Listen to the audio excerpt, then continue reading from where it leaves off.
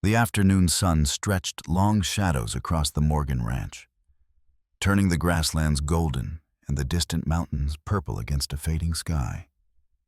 Daniel Morgan sat in his rocking chair on the wide porch, his weathered hands resting on knees that had carried him through 85 years of life. The wood beneath him creaked with familiar rhythm, a sound he'd heard 10,000 times, maybe more. His great-grandson Ben sat cross-legged on the porch steps, 15 years old, and full of questions the way boys that age always were. The boy had been pestering him all week, wanting to know about the old days, about how things used to be, about how a man was supposed to stand in this world when everything around him was falling apart. Daniel studied the boy's face, seeing echoes of his own youth there mixed with Grace's gentle features and something entirely new that belonged only to Ben. The world was changing again. War clouds gathering over Europe. Hard times coming same as always, just wearing different clothes. "Grandpa," Ben said, breaking the comfortable silence. "You always say a real man stands firm when everyone else falls. Where'd you learn that?" Daniel felt a smile tug at the corner of his mouth, the kind that came from memory rather than present joy. His eyes drifted across the land he'd worked for more than half a century, land that had seen blood and tears and triumph. "Let me tell you a story, boy," he said, his voice still strong despite his years. "About a time 53 years ago when I had to choose between standing up or staying silent. About a night in September 1885 that changed everything." Ben leaned forward, eager. "This isn't a story about a man saving a woman." Daniel continued, settling deeper into his chair.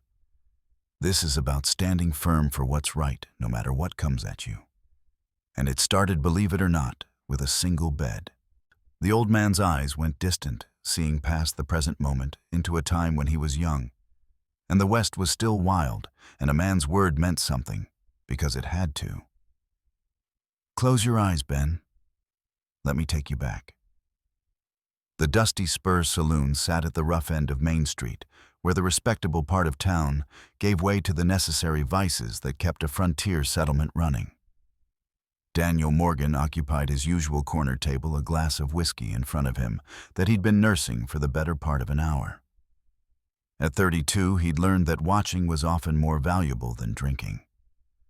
The saloon smelled of tobacco smoke, spilled beer, and the cheap perfume the working girls wore. Piano music tinkled from the corner where old Charlie worked the keys with more enthusiasm than skill.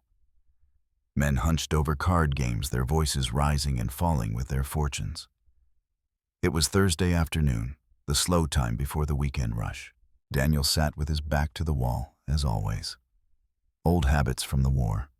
His Colt .45 rested in its holster, positioned just right, so he could reach it without thinking. His boots were dusty from a morning spent mending fence lines on his ranch, the kind of work that never ended, but had to be done. Jake, the bartender, brought over the bottle. They'd known each other since the war, fought at Shiloh together, seen things neither of them talked about anymore. "Ranch holding up, Dan?" Jake asked, keeping his voice low the way he always did in conversation. "Cattle market's down," Daniel replied, equally quiet.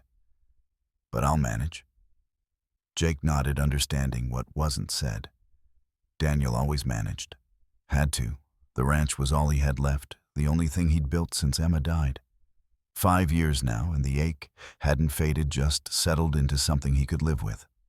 He took a small sip of whiskey, letting it burn down his throat, and returned his attention to watching.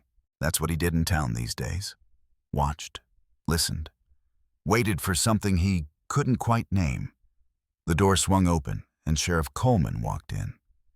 Daniel's eyes tracked the lawman across the room. Coleman was nervous, which was unusual. The sheriff was a hard man, made harder by whatever deal he'd struck with Charles Blackwell and the railroad interests. But today his eyes darted around the saloon like he was expecting trouble. Coleman caught Daniel's gaze and held it for a moment. No words exchanged, but plenty said in that look. They weren't friends, weren't enemies either. Just two men who understood each other's positions and stayed out of each other's way. The sheriff took a seat near the door, ordered whiskey, and waited. Daniel knew that posture. Coleman was waiting for someone important. The sound of a stagecoach rattling up Main Street filtered through the saloon's walls.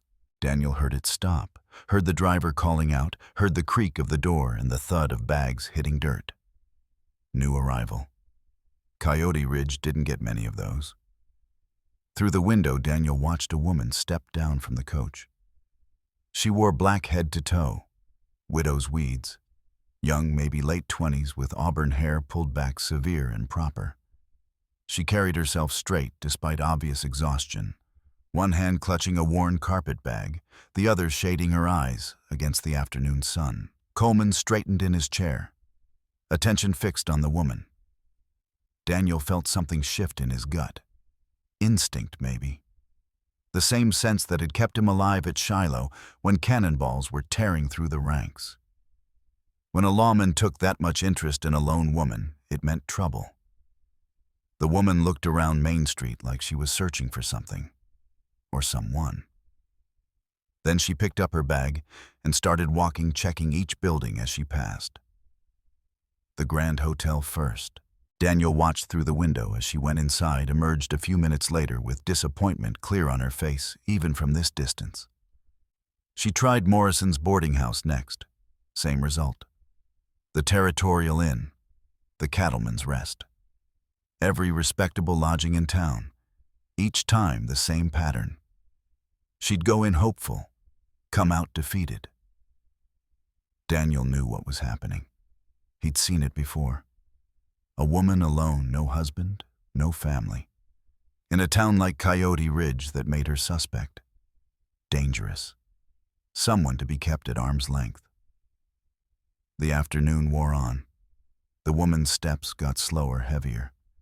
She sat on a bench outside the dry goods store for a while, just staring at her hands. Daniel couldn't see her face clearly from this distance, but he could read defeat in the slump of her shoulders.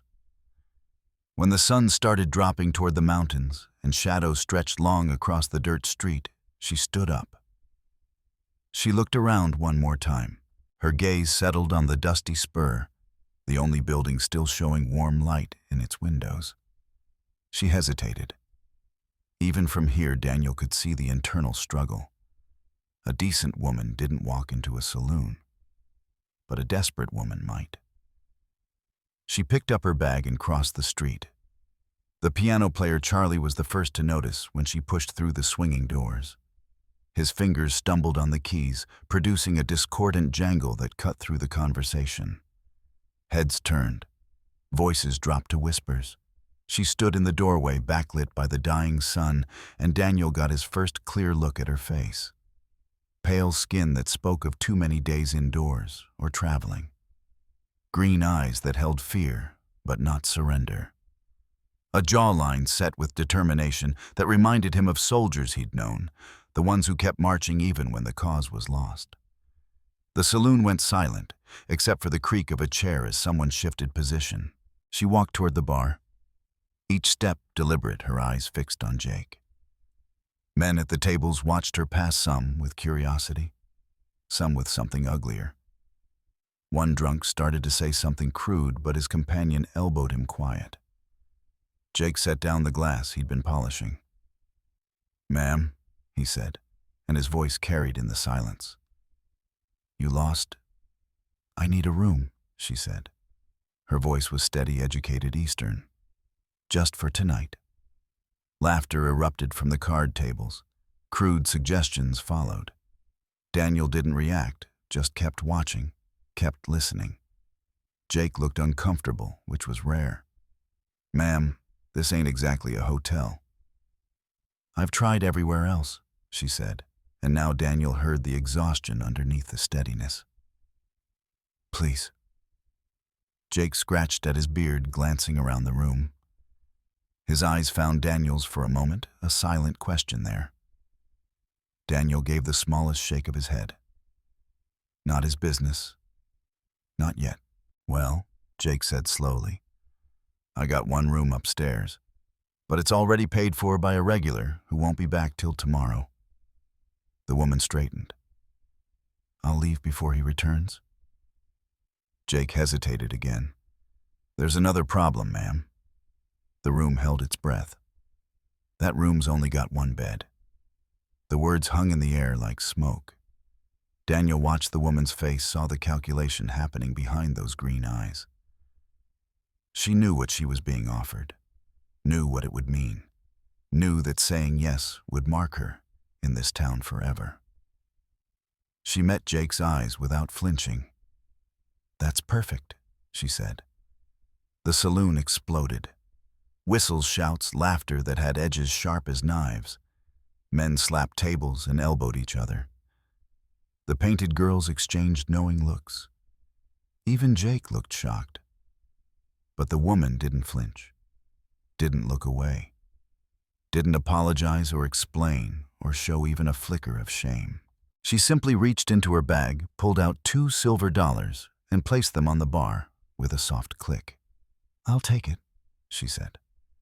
Jake slid a key across the wood. She took it, turned, and walked toward the stairs. Every eye in the room followed her. Daniel watched her climb, watched her disappear down the upper hallway, heard a door close with finality. The noise resumed louder now, fueled by scandal and speculation. But Daniel stayed silent, turning his attention back to Coleman. The sheriff was watching the stairs with an expression Daniel recognized. Satisfaction mixed with calculation. Whatever this woman's story was, Coleman had an interest in it. Daniel's instincts, honed by years of survival, started ringing alarm bells. He waited until Coleman stood, drained his whiskey, and walked outside. Through the window, Daniel watched the sheriff meet up with his deputy on the street. They talked for a moment, heads close together.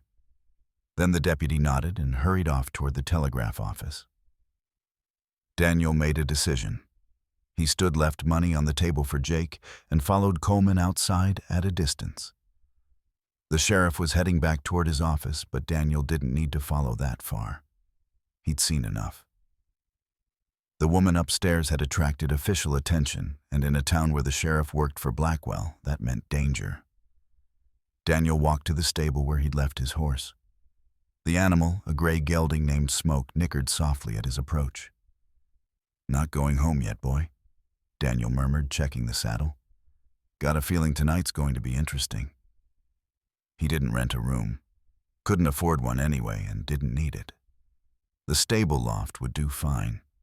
He'd slept in worse places during the war. At least here it was dry, and the hay was fresh. But he positioned himself where he had a clear view of the Dusty Spur's back entrance.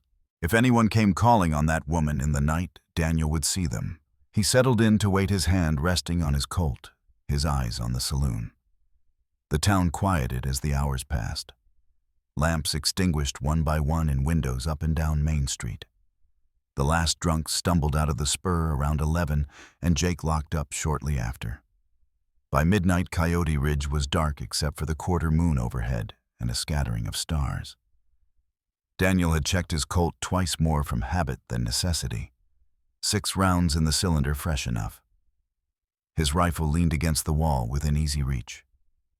The night air was cool, carrying the smell of dust and distant pine from the mountains. He'd almost convinced himself nothing would happen when he heard them. 3 men moving quiet, but not quiet enough. Daniel recognized the walk of Coleman's deputies, even in darkness. They were trying for stealth, but boots on dirt still made sound if you knew how to listen. They approached the back of the Spur, stopped beneath what Daniel had already figured out was the woman's window. Second-floor corner room, the one with the cracked glass Jake had been meaning to fix for months. The deputies conferred in whispers Daniel couldn't quite make out. Then one of them tried the back door. Locked. They moved to the outside stairs, the wooden ones that led up to the second-floor hallway. Daniel's hand found his Colt. The men climbed slow, testing each step. At the top, they moved down the hallway. Daniel heard footsteps stop, heard a doorknob rattle. Then, cutting through the night, a woman's voice. Clear, steady, dangerous. I have a gun. Whoever's out there should leave. The deputies froze. Daniel heard them whispering again, heard the unmistakable sound of a pistol being cocked from inside the room. The woman wasn't bluffing. One of the deputies laughed low and mean. "Little lady thinks she's tough." But they didn't try the door again. Maybe they heard the conviction in her voice. Maybe they just weren't paid enough to take a bullet. Daniel decided it was time to make his presence known. He stood deliberately, letting his boots scuff on the stable floor, and stepped into the moonlight. Not walking toward the spur, just making himself visible, letting them know someone was watching. The deputies spotted him immediately. Daniel couldn't see their faces in the dark, but he felt their attention shift. One of them said something sharp, and all three started down the back stairs, moving faster now, their stealth abandoned. Daniel waited until they reached the ground before speaking. "Evening, boys. Late night for a stroll." They recognized his voice. One of them, Crane, spat into the dust. "Private business, Morgan. Keep out of it." "Didn't realize the sheriff's office made house calls after midnight," Daniel said, keeping his tone mild conversational. "Must be important business." "Ain't your concern?" "Maybe, maybe not. But I'm a light sleeper and I notice things." The deputies knew Daniel's reputation. Knew he'd been a sharpshooter in the war, knew he didn't miss, knew he didn't bluff. They also knew he kept to himself and didn't look for trouble. But they didn't know what he'd do if trouble found him. After a tense moment, Crane jerked his head at the others. "Come on, we got our answer anyway." They walked off into the darkness, heading back toward the center of town. Daniel waited until he couldn't hear their footsteps anymore, then turned his attention back to the spur. A shadow moved in the woman's window. She'd been watching. Daniel crossed the street, keeping his movements slow and non-threatening. He climbed the back stairs, each step producing a soft creak that announced his approach. When he reached her door, he stopped. Didn't try the handle, didn't knock. Just spoke loud enough to carry through the wood, but quiet enough not to wake anyone else. "Ma'am, my name's Daniel Morgan. I rent this room regular. Just wanted to let you know those men are gone. You're safe tonight." Silence. Then the sound of a chain sliding. The door opened a crack. In the dim light, Daniel saw one green eye studying him, and below it, the barrel of a pistol. "You know guns?" he said, noting the weapon. "That's a Remington 41. Good choice for close quarters." The door opened another inch. "You served in the war." It wasn't a question. Something in his bearing must have given him away. "Shiloh," he confirmed. 62. Been around firearms ever since." "Why are you here?" "Because those deputies answer to Sheriff Coleman, and Coleman answers to Charles Blackwell. And when a lone woman shows up in town asking questions, Blackwell tends to take an interest. Figured you might need someone watching your back." "You don't know me." "No, ma'am. But I know trouble when I see it coming." The woman was quiet for a moment, then. "Where will you sleep?" "Stable. It's comfortable enough. But if you need anything, if anyone bothers you, fire 2 shots. I'll hear them. I'll come." "Why help a stranger?" Daniel felt the weight of 5 years settle on him. Emma's face flashed through his mind, the way she'd looked that last morning, smiling, telling him not to worry about the fence line, she'd be fine until he got back. "Because 5 years ago I didn't help someone when it mattered," he said, keeping his voice steady with effort. "She died. I won't make that mistake twice." The woman's expression softened just barely.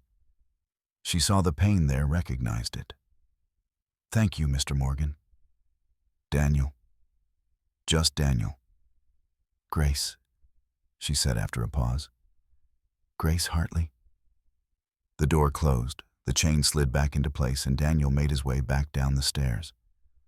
But as he crossed toward the stable, he heard voices from the alley beside the sheriff's office. He moved into the shadows, listening. Coleman's voice carried in the still night air. "Blackwell wants her gone by week's end. I don't care how." Another voice, one of the deputies. "What if Morgan's involved?" Then Morgan becomes a problem too. Daniel felt cold certainty settle in his chest. This wasn't harassment. This was murder being planned. He made it back to the stable and settled in the loft, but sleep was impossible now. He lay there, rifle across his lap, watching the dusty spur until dawn broke over the mountains. The sun rose red and gold, painting the Colorado peaks with fire. Daniel hadn't slept. Hadn't really expected to. His eyes felt gritty, his body stiff from a night in the loft, but his mind was clear. He'd spent the dark hours thinking, planning, remembering. Grace Hartley. The name had sounded familiar last night, but he couldn't place it. Now, as the details came back, he remembered. Thomas Hartley, mining engineer at Blackwell's operation up in the mountains. The man had written detailed reports about safety violations, about corners being cut, about disaster waiting to happen. Daniel had read those reports when they were briefly available at the territorial office before someone made them disappear. 2 months after those reports surfaced, the mine collapsed. 18 men died, including Thomas Hartley. Official inquiry ruled it an accident. Blackwell paid modest compensation to the families and kept operating. Case closed. Except it wasn't an accident. Daniel had known it, then known it in his bones, the same way he'd known Emma's fire wasn't an accident. But knowing and proving were different things. Now Thomas Hartley's widow was here in Coyote Ridge, and that couldn't be coincidence. Daniel climbed down from the loft, brushed hay from his clothes, and washed his face in the trough outside. The cold water helped with the tiredness.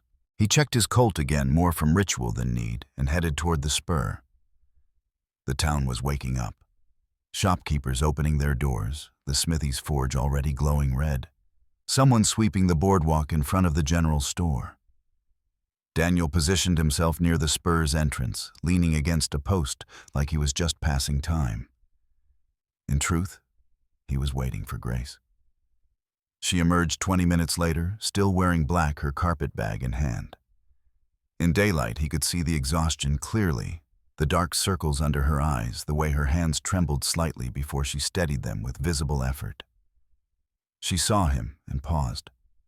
Daniel tipped his hat. "Morning, ma'am." "Mr. Morgan." "Daniel." "Daniel," she corrected and kept walking. He followed at a respectful distance, far enough back not to crowd her close enough to intervene if needed. What happened next made his jaw tighten. Grace walked down Main Street, and it was like watching the Red Sea part. Women pulled their children to the other side of the street. Men stopped talking and stared. Whispers followed her like a wake. At Carter's laundry, she knocked. Mrs. Carter opened the door, took one look at Grace, and said something short before closing it again. Grace's shoulders stiffened, but she moved on. At the general store, Mr. Peterson sold her supplies, but wouldn't meet her eyes. Quoted prices Daniel knew were inflated. At the post office, she asked about someone named Marcus. The clerk shook his head. No forwarding address. Grace stood on the post office steps for a moment, and Daniel saw her composure crack just slightly. Saw her close her eyes, take a deep breath, force herself back together. Then, Sheriff Coleman appeared. He stepped out from beside the bank directly into Grace's path, hand resting on his gun belt in a gesture that wasn't quite threatening, but wasn't friendly either. "Mrs. Hartley," Coleman said, and Daniel heard the false courtesy in his tone. "Heard you caused quite a stir last night." "I rented a room, Sheriff. That's hardly a crime." Coleman circled her slowly like a buzzard eyeing prey. "The dusty spur ain't a place for respectable women." "It was the only place that would have me." "Is that right? Funny, because I know for a fact there were vacancies at the Territorial Inn. Mrs. Morrison had space at her boarding house, too." Grace's face went pale as she understood. Those doors had been closed deliberately. "Coyote Ridge is a respectable town, Mrs. Hartley. We have standards, A woman alone, no family, no husband. She needs to find proper lodgings, proper company. And if I don't? Grace asked quietly. Coleman's smile was thin as paper. Then accidents happen. Women with no one to protect them sometimes disappear. Territory's dangerous after all. Daniel had heard enough. He stepped off the boardwalk, boots hitting dirt with deliberate sound. Coleman turned, irritation flashing across his face. "Morning, Sheriff," Daniel said evenly. "Private conversation, Morgan." Didn't look private. It looked like intimidation to me. Coleman's hand stayed on his gun. "You got business here?" "Just passing through. Couldn't help but overhear you threatening a citizen." "I'm the law in this town." "Then act like it." The two men stared at each other.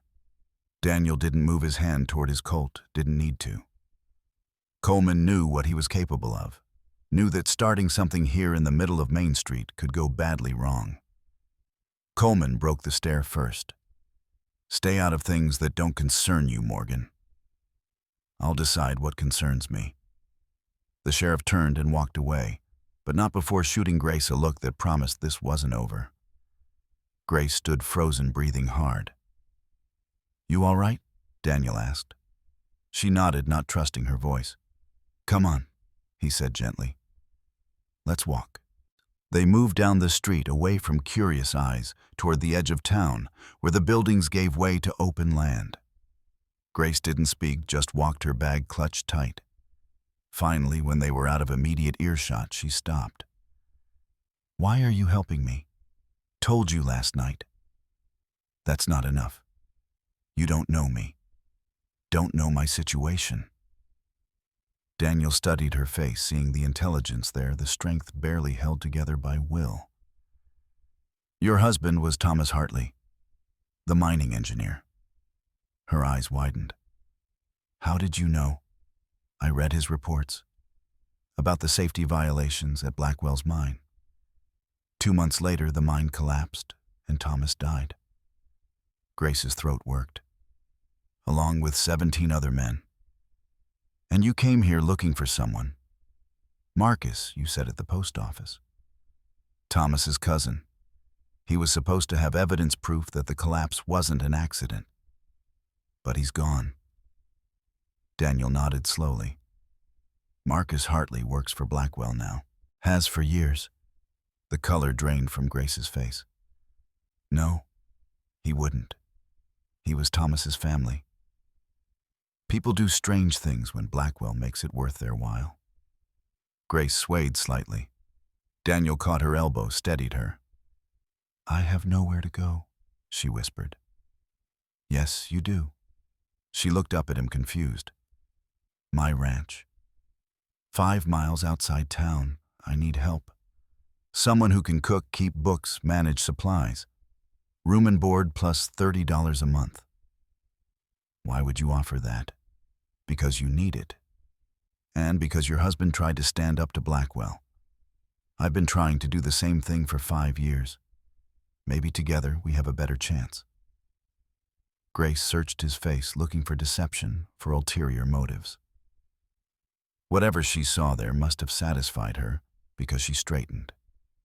"Equal partners?" Daniel extended his hand. "Equal partners."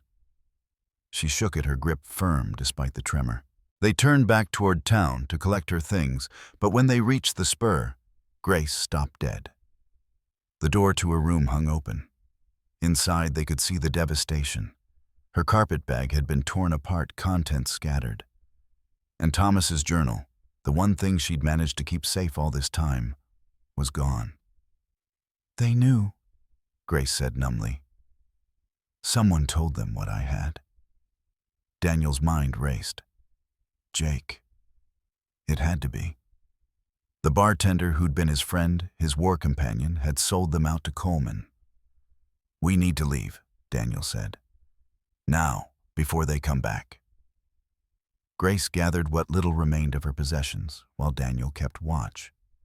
10 minutes later, they were riding out of Coyote Ridge in a borrowed wagon, the town receding behind them. Neither of them noticed the figure watching from the shadows of the bank. Sheriff Coleman stood there, arms crossed, a cold smile on his face.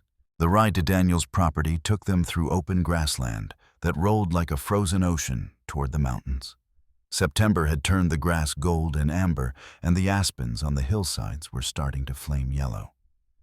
Daniel drove the wagon in silence, checking behind them periodically. Grace sat beside him, numb with shock and exhaustion. "You should rest," he said after a while. "Can't.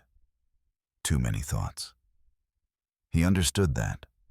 After Emma died, he'd gone weeks without proper sleep, his mind churning endlessly over what-ifs and should-haves. "Thomas wrote everything down," Grace said suddenly.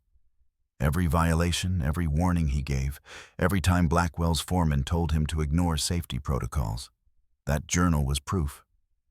And now Blackwell has it. Or he's destroyed it." Daniel was quiet for a moment, then, "Maybe not." Grace looked at him.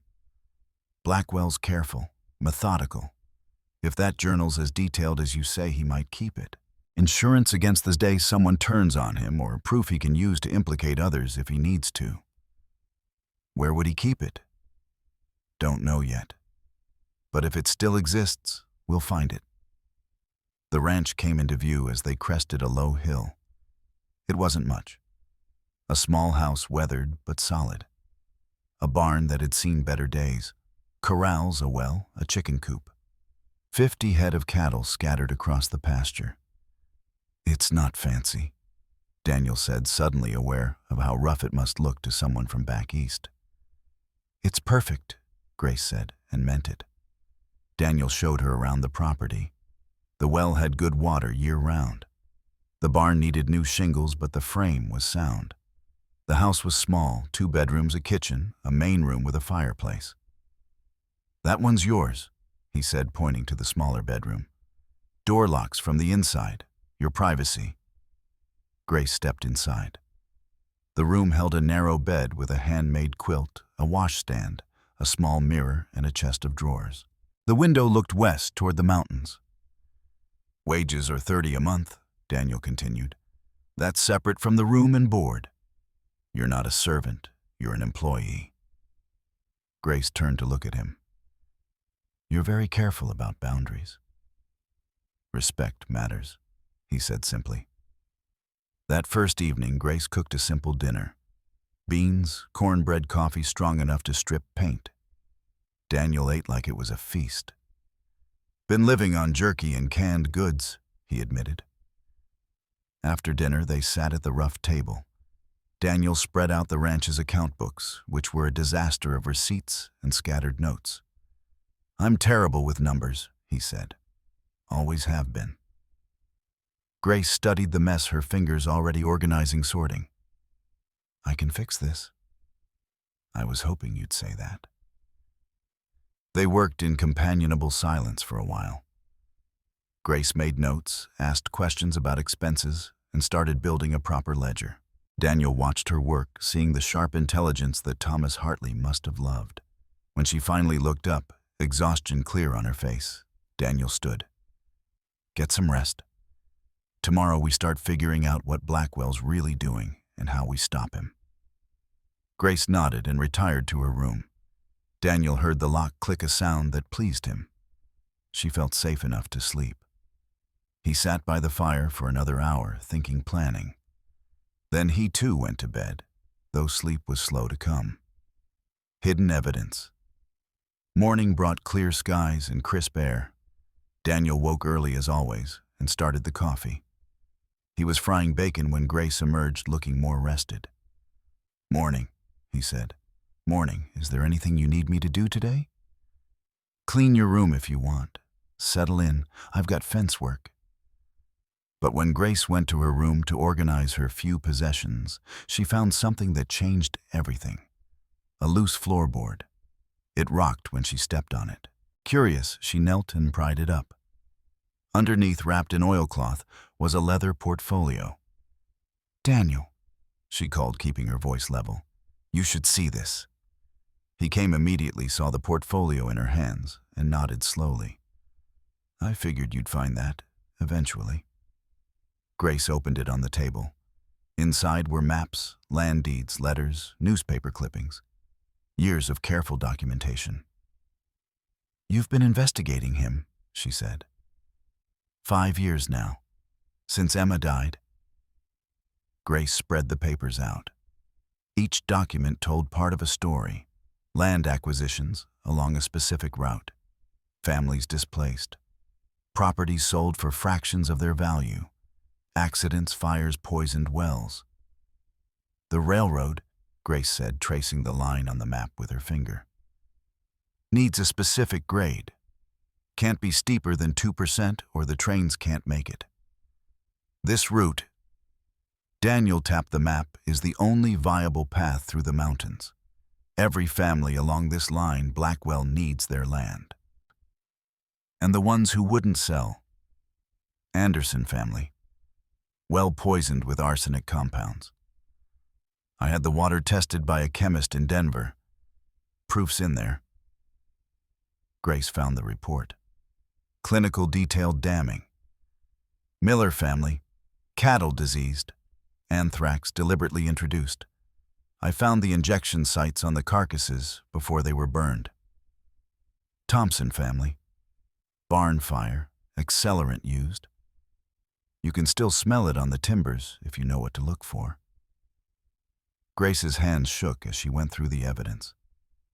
"This is everything. Why haven't you gone to the authorities?" "Because the authorities are bought. Coleman works for Blackwell. The territorial judge takes bribes. Even the federal marshal's been slow-walking investigations. Then what's the point of gathering evidence? Because someday someone honest might come along. Or someone with enough power that Blackwell can't buy them. When that happens, I want to be ready." Grace pulled out Thomas's photograph from her bag, one of the few things that had survived the theft. She set it on the table next to the documents. "Thomas found something too, about Marcus." Daniel's attention sharpened. Marcus was falsifying inspection reports, taking bribes from Blackwell. When Thomas confronted him, Marcus warned Blackwell. That's why the mine collapsed when it did. They couldn't let Thomas submit his findings to the federal inspectors. "Where's the proof?" "In the journal they stole." Daniel sat back thinking. "We need Marcus. If we can turn him, get him to testify, we might have a case.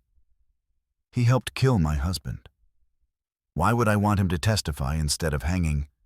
Because one guilty man testifying puts 20 guilty men in prison. Justice isn't just about revenge." Grace met his eyes. "Is that what you tell yourself about Emma?" The words stung because they were accurate. Daniel had spent 5 years telling himself he wanted justice when some deep part of him wanted Blackwell to suffer the way Emma had suffered. "I'm trying to be better than my worst impulses," he said quietly.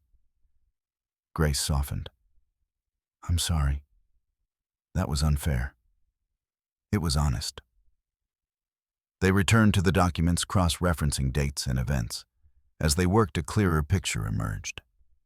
Blackwell's operation was larger than either of them had suspected. Not just Colorado, Nevada, Utah, Wyoming. A network of corruption stretching across the territories.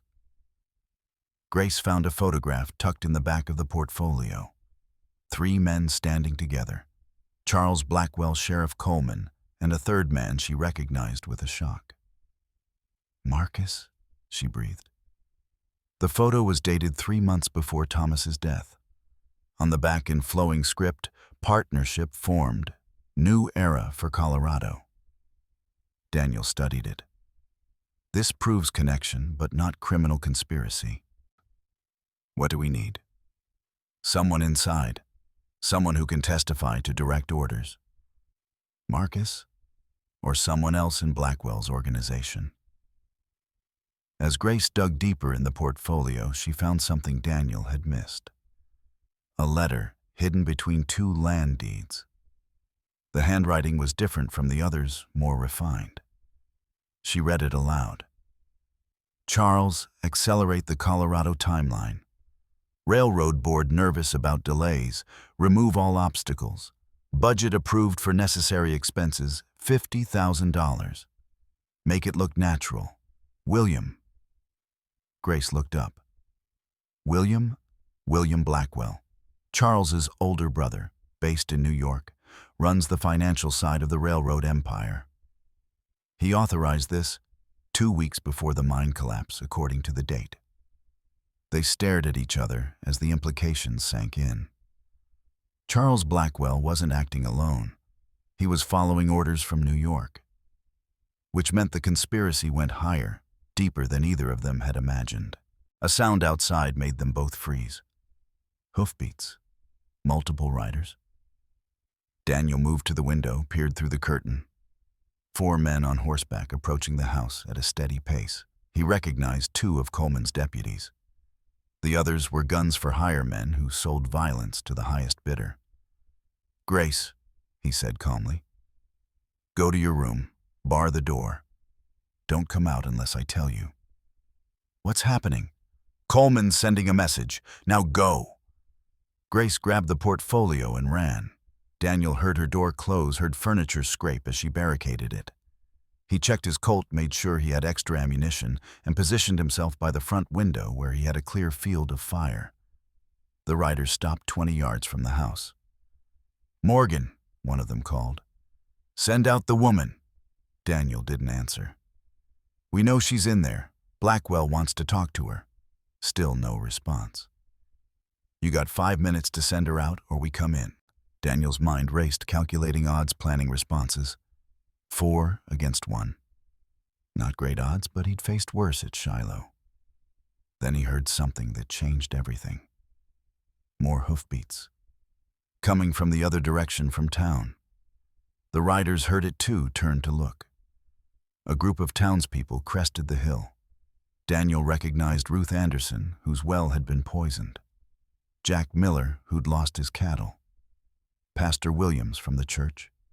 A dozen others, all armed, all riding hard. Judge Harrison led them, his white hair flying, an old military saber hanging from his saddle.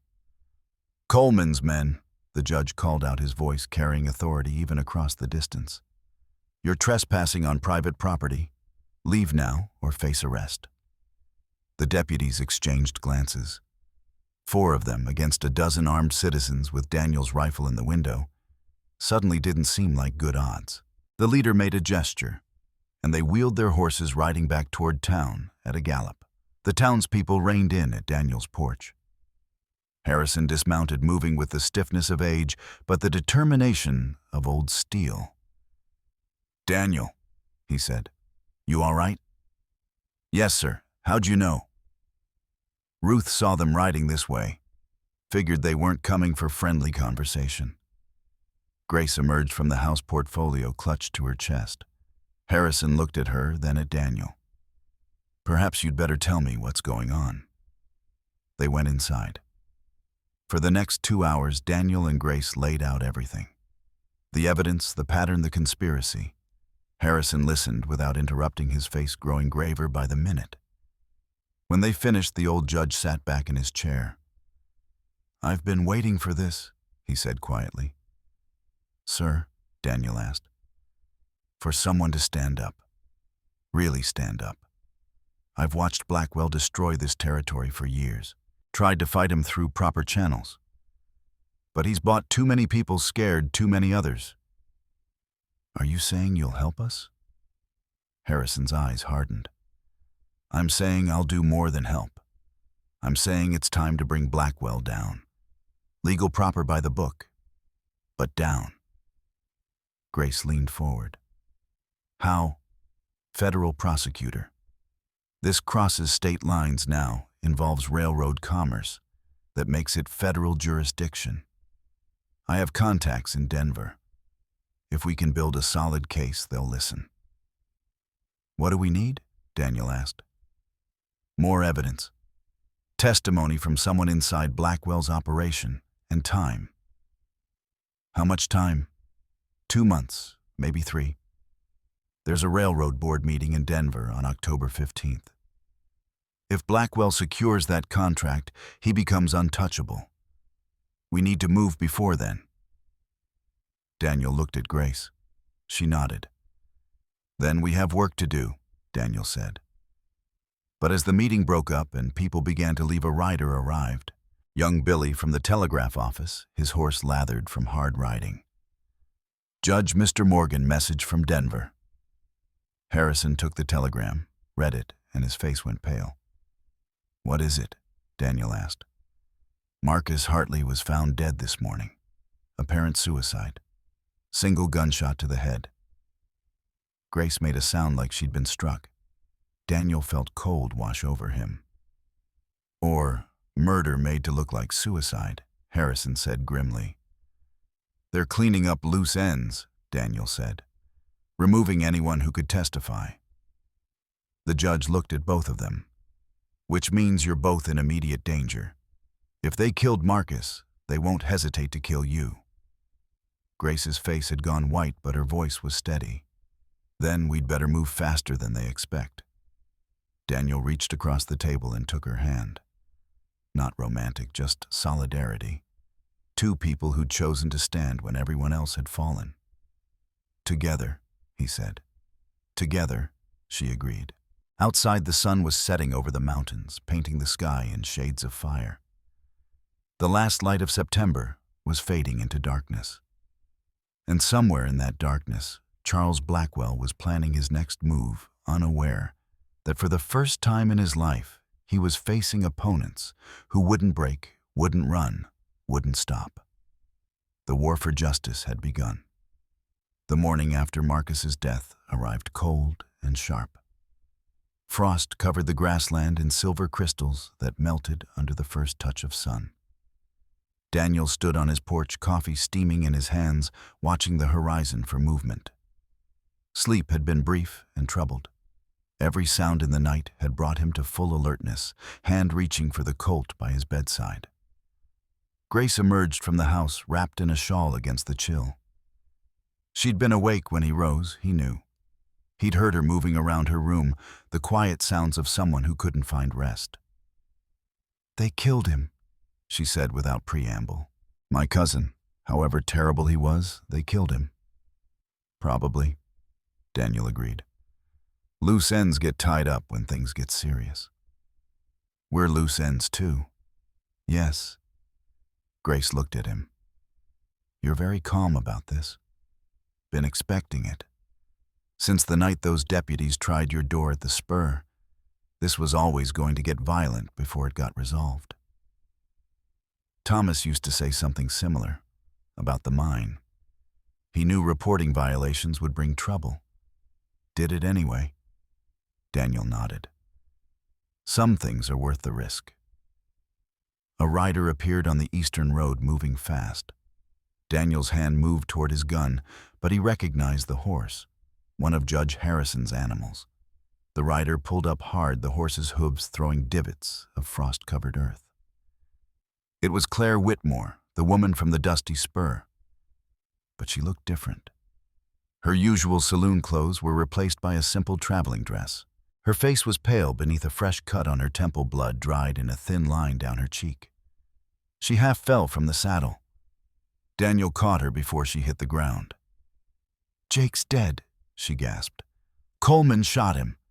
Burned the Spur. They're coming here. Grace ran for water while Daniel helped Claire to the porch. She was shaking, whether from cold or shock he couldn't tell. Slow down, he said. Tell me what happened. Claire took the water Grace offered and drank deep. Last night, after midnight, Coleman came with 10 men. Said Jake had been talking, helping you. Jake tried to defend himself, saying he hadn't told you anything important. Coleman didn't care. Shot him in the saloon right in front of everyone. Then set the building on fire. The girls, Grace asked, scattered. Most ran to friends' places. I came here because I have something Coleman wants. She reached into her bodice and pulled out a small leather notebook. 15 years of records. Every transaction, every dirty deal, every payment I witnessed at the Spur. Daniel took the notebook, flipped through pages of neat handwriting. Dates, names, amounts. It was meticulous. "Why keep this?" he asked. Claire's face hardened. "My real name is Claire Whitmore. My father was Professor James Whitmore. He taught geology at Denver University. Blackwell hired him to survey the railroad route 15 years ago." "I remember that name," Daniel said slowly. "Papa found irregularities in Blackwell's mineral rights claims, false assessments to justify land seizures. When he confronted Blackwell about it, he died in a carriage accident 2 weeks later. I was 17, no money, no family. Ended up at the Spur." Grace reached out and took Claire's hand. "I'm so sorry. I've been waiting 15 years for revenge. This notebook is how I get it.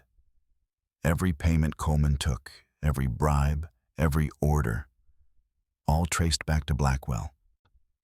"You said they're coming here," Daniel said, refocusing. "When?" "Soon. Coleman was gathering more men when I left. He knows about the evidence you have, about Judge Harrison's involvement. He's planning to hit you before you can get to federal authorities." Daniel's mind shifted into tactical mode, the same clarity that had kept him alive at Shiloh. "How many men?" 20, maybe more." Grace stood. "We can't fight 20 men." "No," Daniel agreed. "But we can survive them. Claire, can you ride another 5 miles? If I have to. Go to Judge Harrison's ranch. Tell him what happened. Tell him to gather everyone who'll fight and bring them here, fast." Claire nodded and headed for her horse, moving with the determination of someone running on pure will. Daniel turned to Grace. "We need to prepare this place for a siege." The next 2 hours were a controlled chaos of preparation. Daniel positioned rifles at strategic windows. He and Grace filled every container they had with water from the well. They moved all the evidence, Claire's notebook and Thomas's remaining papers, to the root cellar, hidden under sacks of potatoes.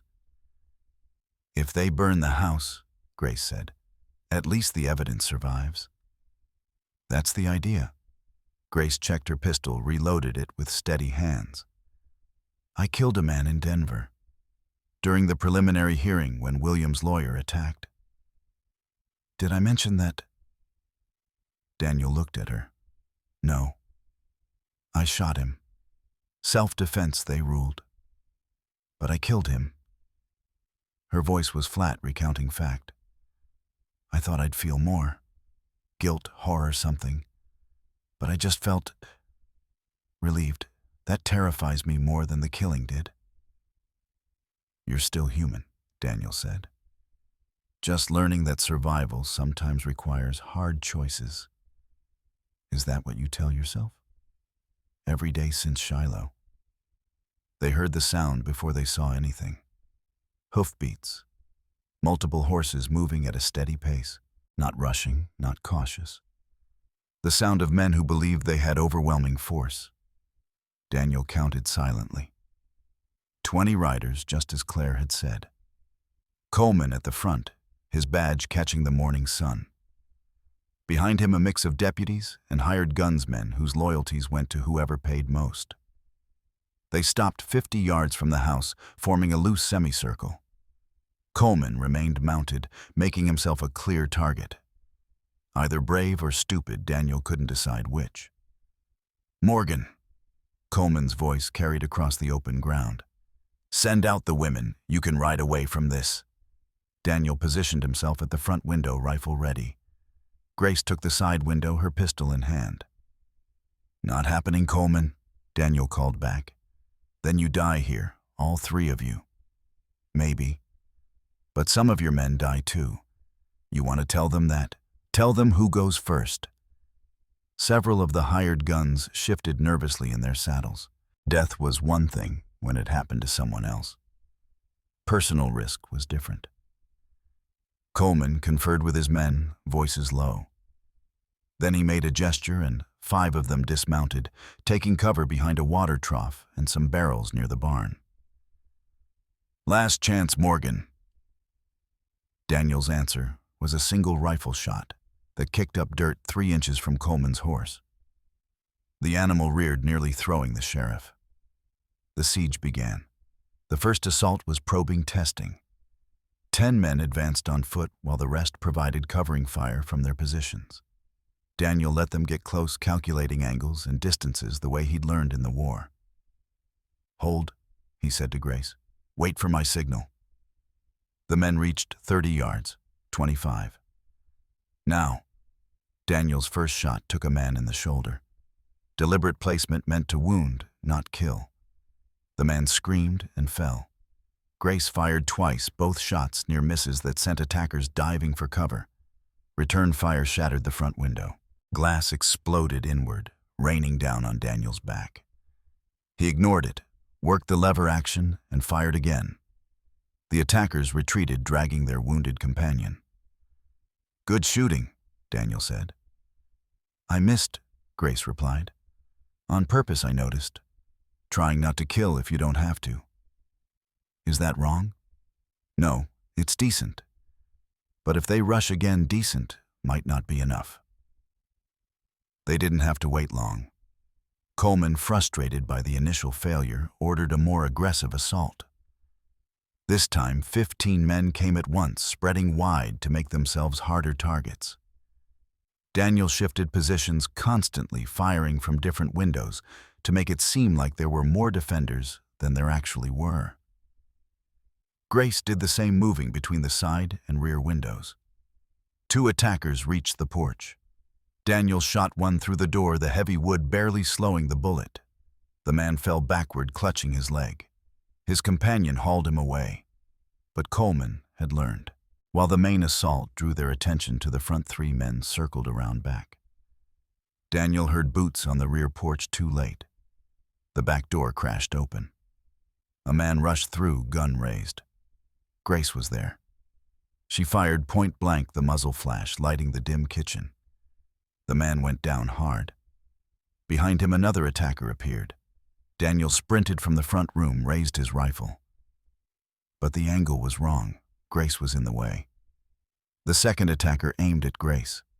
A shotgun blast from outside blew the door frame apart, catching the attacker in the side. He stumbled and fell. Judge Harrison appeared in the doorway, still holding his smoking shotgun, his white hair wild around his face. "Thought you might need help," the old judge called. Behind him, Daniel saw the most beautiful sight he'd witnessed since the end of the war. 20 townspeople on horseback, all armed, spread out to flank Coleman's position.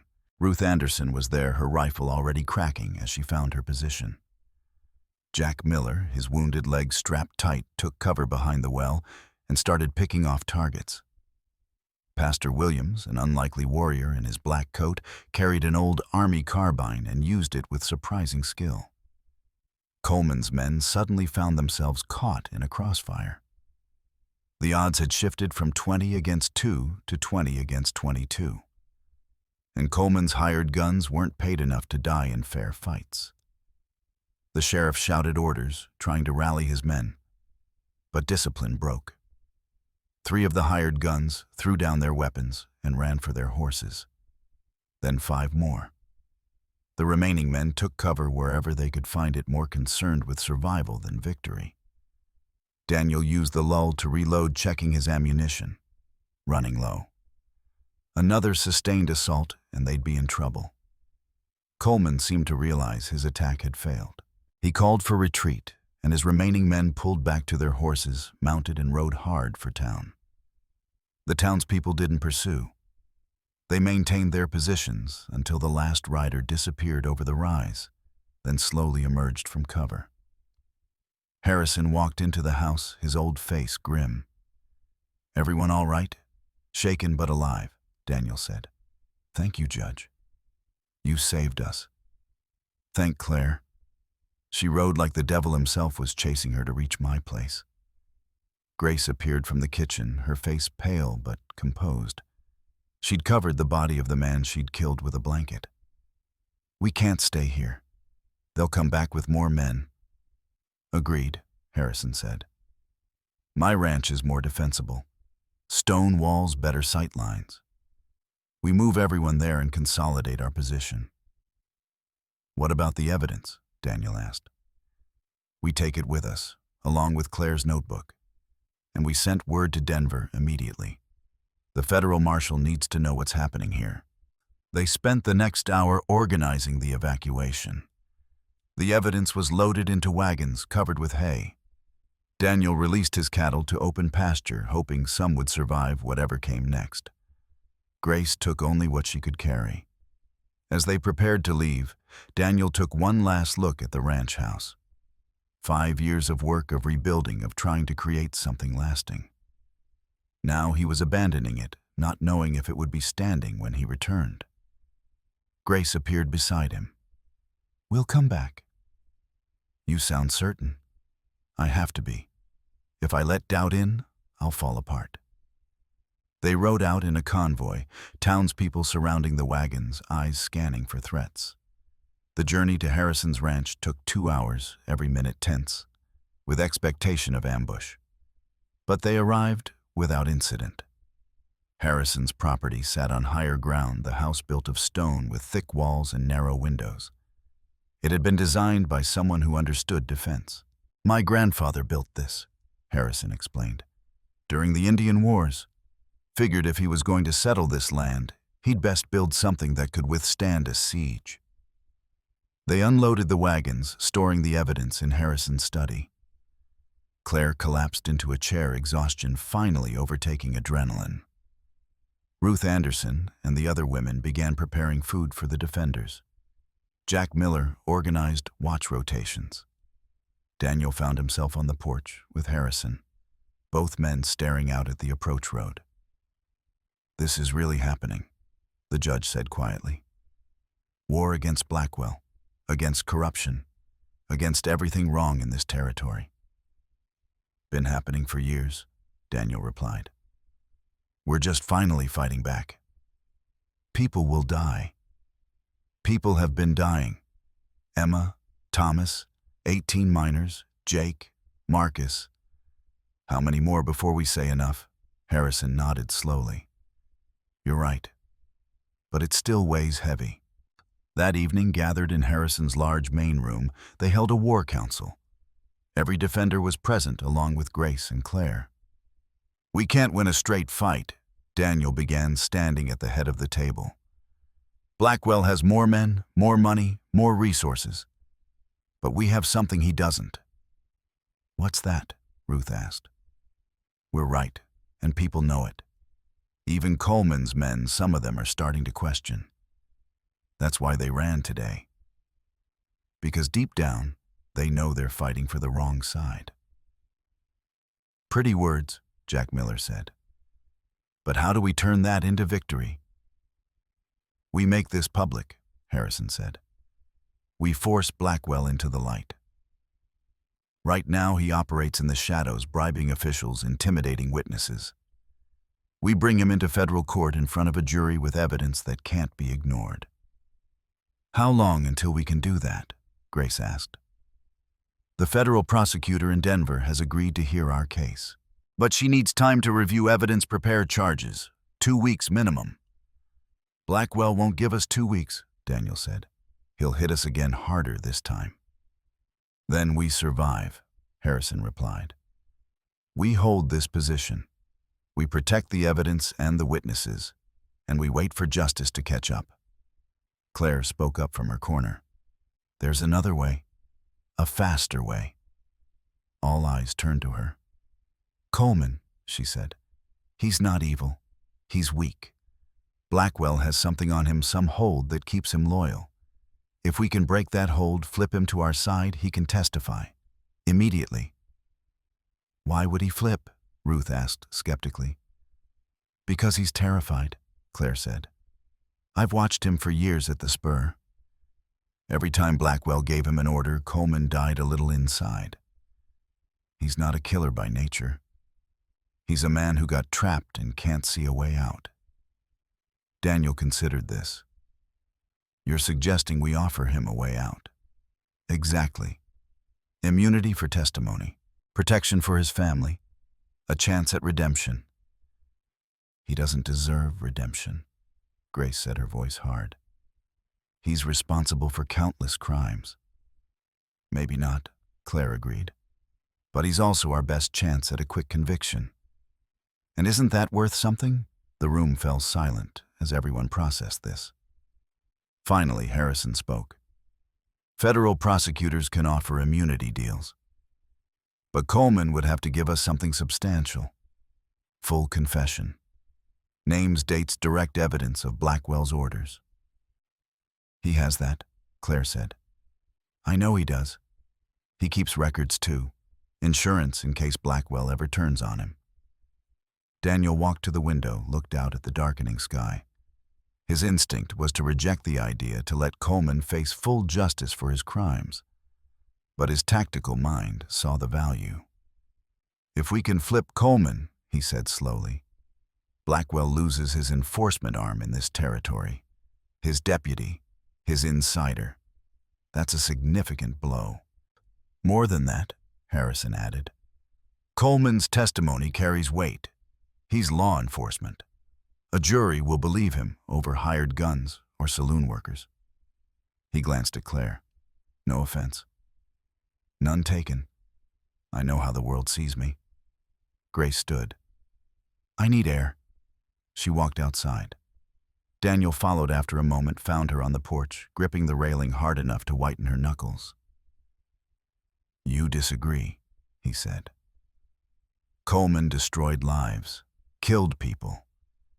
And we're talking about letting him walk free, not free, reduced sentence. He'd still serve time. It's not enough. Thomas died because Coleman looked the other way, because he followed Blackwell's orders. And now we reward that. Daniel leaned against the railing beside her. I understand. After Emma died, I wanted Blackwell to suffer. I wanted him to feel every moment of pain I felt. Spent years feeding that anger. What changed?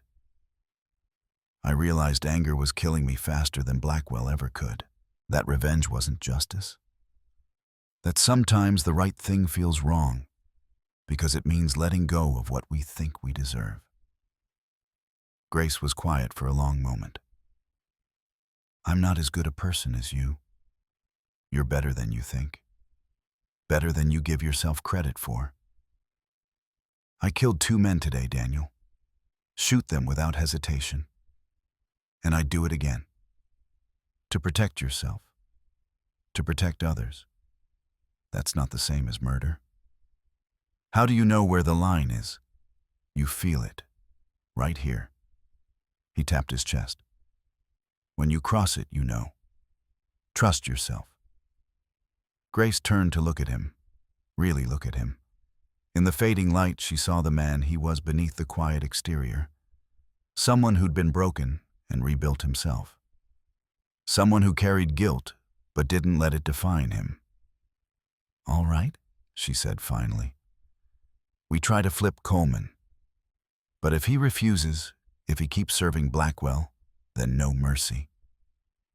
Agreed. They went back inside. Daniel explained Grace's conditions. The group accepted them. Now we just need to get Coleman to talk to us, Harrison said. Which means getting him alone away from Blackwell's influence. I can do that, Claire said. Too dangerous, Ruth protested. You just escaped. Going back to town is suicide. Not if I'm careful. Not if I go at night, find Coleman at his house rather than his office. I can be convincing when I need to be. Daniel shook his head. If you're going, I'm going with you. That defeats the purpose. Coleman won't talk with you there. He'll see it as a threat. Then I'll stay out of sight. Close enough to help if things go wrong, far enough to let you work. After more debate, they settled on a plan. Claire would approach Coleman at his home around midnight, when he'd be alone, probably drinking, possibly questioning his choices. She'd make the offer. Immunity protection a way out. Daniel would position himself 50 yards away, ready to intervene if Coleman turned hostile. The rest of the evening passed in tense preparation. Claire changed into dark clothing. Daniel checked his weapons, loaded extra ammunition.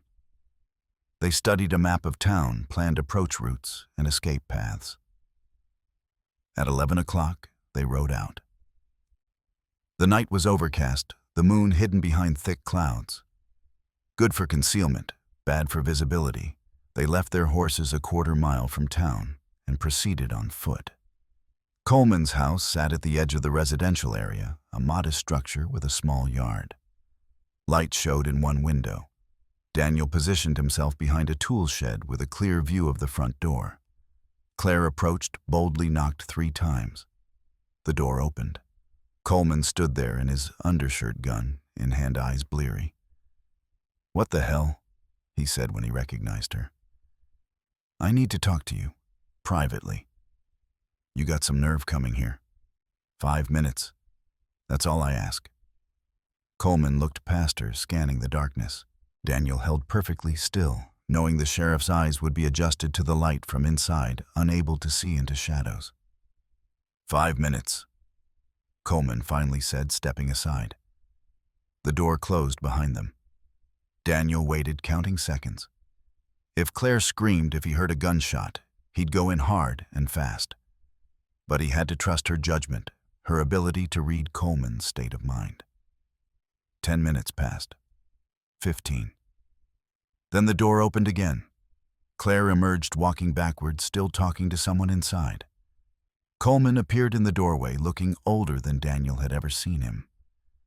Claire turned and walked away, moving quickly but not running. When she reached Daniel's position, she grabbed his arm. "Move, now."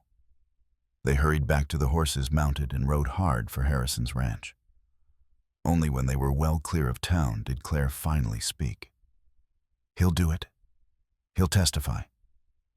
What convinced him? The truth. That Blackwell's going to kill him anyway. That he's a loose end just like Marcus was. And that this is his only chance to protect his family. He believed you. I showed him a copy of Marcus's death certificate. Suicide, it said. Then I told him I was at the spur the night Marcus came in drunk, talking about how scared he was, how Blackwell was cutting ties with everyone who knew too much. 2 days later, Marcus is dead from a supposedly self-inflicted gunshot. Daniel nodded grimly, and Coleman realized he's next on the list. Exactly. Self-preservation is a powerful motivator. They reached Harrison's ranch to find everyone still awake, anxious for news. When Claire explained what had happened, the room erupted in cautious celebration. "When will he come?" Harrison asked. "Tomorrow. Says he needs 1 day to move his wife and children to her sister's place in Denver. Then he'll surrender himself and give a full statement." "Can we trust him?" Ruth asked. "No," Daniel said bluntly. "But we can verify everything he tells us. Cross-reference it with Claire's records and the evidence we've already gathered. If he lies, we'll know." Harrison stood. "Then tomorrow we begin building our case in earnest. Federal prosecutor arrives the day after. By week's end, we might actually have enough to charge Blackwell formally." Grace spoke quietly. "And then we pray the system works the way it's supposed to." The next day passed with agonizing slowness. Every rider on the horizon could be Coleman coming to help or Blackwell coming to kill. Every sound brought people to windows with weapons ready. Coleman arrived at dusk alone, looking like a man walking to his own execution. He carried a leather satchel that clinked with the weight of what proved to be years of documentation. Receipts, orders, correspondence. Everything Harrison had said they needed. The interrogation lasted 6 hours. Coleman sat across from Harrison with Daniel and Grace, listening as he detailed every crime he'd been party to. Every bribe taken, every threat delivered, every murder he'd facilitated. When he reached the part about the mine collapse, Grace's hands clenched into fists. "Blackwell gave the order directly," Coleman said, his voice hollow. "Said Thomas Hartley was going to ruin everything. Said eliminate the problem, make it look accidental. I told the explosives expert which supports to weaken, which would cause maximum damage with minimum warning. 18 men died. I killed them all. No, Harrison said quietly. Blackwell killed them. You were the weapon he used. There's a difference, not to the widows. Grace stood abruptly and left the room. Daniel found her outside staring at the stars. He confessed, Daniel said. Full confession to Thomas's murder. I heard. This is what you wanted. Justice for Thomas. Is it because it doesn't feel like justice? It feels like a deal with the devil. Sometimes that's what justice requires. Compromises that taste like ashes. Grace turned to face him. How do you live with it? By remembering that perfect justice is impossible. We can only do our best with what we have. She nodded slowly, accepting, if not agreeing. The next morning, federal prosecutor Amanda Sterling arrived from Denver. She was 40-something, sharp-eyed, with the air of someone who'd won more cases than she'd lost. Harrison briefed her on everything while she took copious notes. When he finished, she sat back. This is the strongest case I've seen in years. Multiple witnesses, documentary evidence, a confession from law enforcement. Blackwell's lawyers will fight, but they'll lose. How long until trial? Daniel asked. Preliminary hearing first, to establish probable cause. 2 weeks minimum for that. Full trial could be months away. Blackwell won't wait months. He'll act. Sterling nodded. Federal marshals are on their way. Should arrive tomorrow.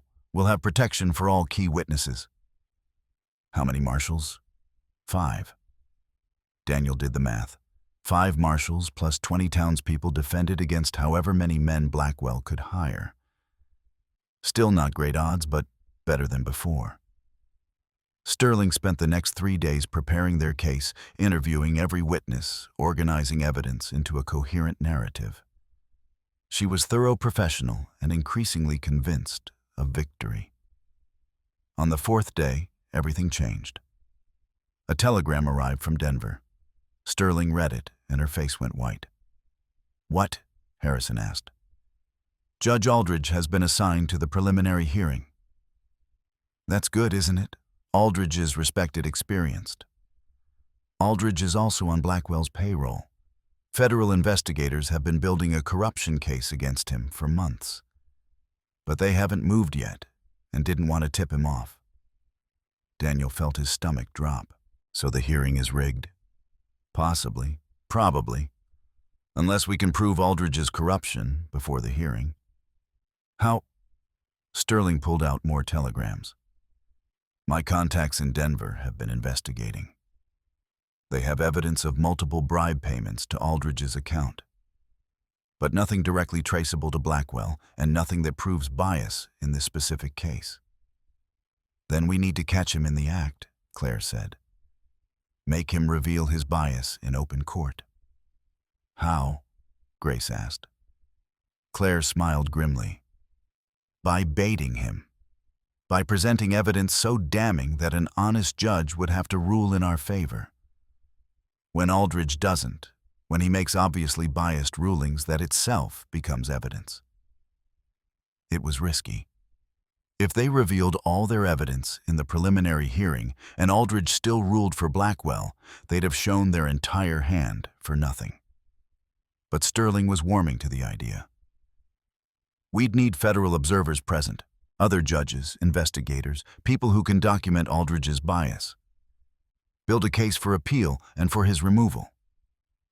Can you arrange that? Harrison asked. I can try. The next week was a blur of preparation. Witness statements were refined. Evidence was organized into the most damning possible presentation. Sterling practiced her arguments, anticipating every objection Blackwell's lawyers might raise. Coleman remained in protective custody, separated from the others, guarded constantly. He'd grown quieter as the hearing approached, the weight of his confession clearly crushing him. Daniel spent his time fortifying Harrison's ranch and planning for the worst. If the hearing went badly, if Aldridge ruled for Blackwell, they'd need to escape quickly. He mapped out routes, cached supplies, prepared for the possibility that they'd all become fugitives. Grace worked with Claire, going through every entry in her notebook, building timelines, connecting payments to crimes. The two women had formed an unlikely friendship, bound by shared trauma and determination. The night before the hearing, Daniel couldn't sleep. He found Grace on the porch, also awake. "Nervous?" he asked. "Terrified. Everything we fought for comes down to tomorrow. If we lose, if Aldridge rules for Blackwell, I don't know what we do next. We keep fighting. We appeal. We find another way. For how long? How many times can we get knocked down before we stay down?" Daniel didn't have an answer for that. Instead, he said, "Thomas would be proud of you, of how far you've come, how hard you've fought. Thomas would tell me I'm being reckless, that I should accept what I can't change and move on. But you're not him. You're you, and you don't give up." Grace looked at him in the darkness. "Neither do you." "Learned that in the war. At Shiloh, we held a position for 6 hours against superior forces. Lost half our company doing it. But we held on, because sometimes holding is victory enough. What if holding isn't enough this time? Then we'll find out together." The hearing was set for 10 in the morning at the federal courthouse in Denver. They arrived in a convoy of wagons surrounded by marshals. The courthouse steps were crowded with reporters, citizens, railroad employees.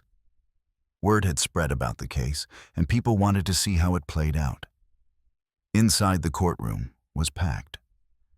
Blackwell sat with his team of lawyers, 8 men in expensive suits. He looked confident, barely glancing at Daniel and Grace as they took their seats. Judge Aldridge entered, and everyone stood. He was 60-something, silver-haired, distinguished-looking. Everything a judge should appear to be. "Case of United States versus Charles Blackwell," he announced. "Charges include conspiracy to commit murder, racketeering, fraud, and corruption. Miss Sterling, you may present the prosecution's case." Sterling stood. "Your Honor, the evidence will show a pattern of systematic criminal activity spanning 5 years and resulting in at least 20 deaths." She began methodically presenting documents. Land deeds showing suspicious transfers, financial records showing payments, Coleman's confession detailing specific orders from Blackwell. Blackwell's lead attorney, a sharp-faced man named Thompson, objected repeatedly. "Hearsay, Your Honor. These documents were obtained illegally." The witness is biased. Each time Aldridge sustained the objection. Daniel watched the pattern develop.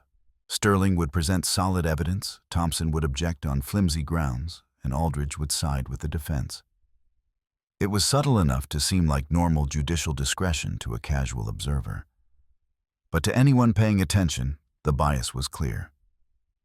Sterling adjusted her strategy, focusing on the most ironclad evidence. Claire's notebooks with years of documented transactions.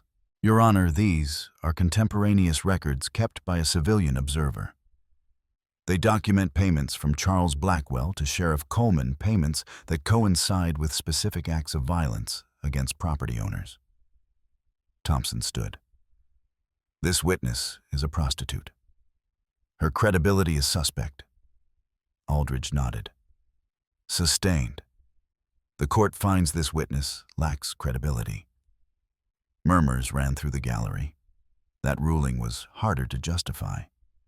Claire's occupation had nothing to do with the accuracy of financial records. Sterling pressed on.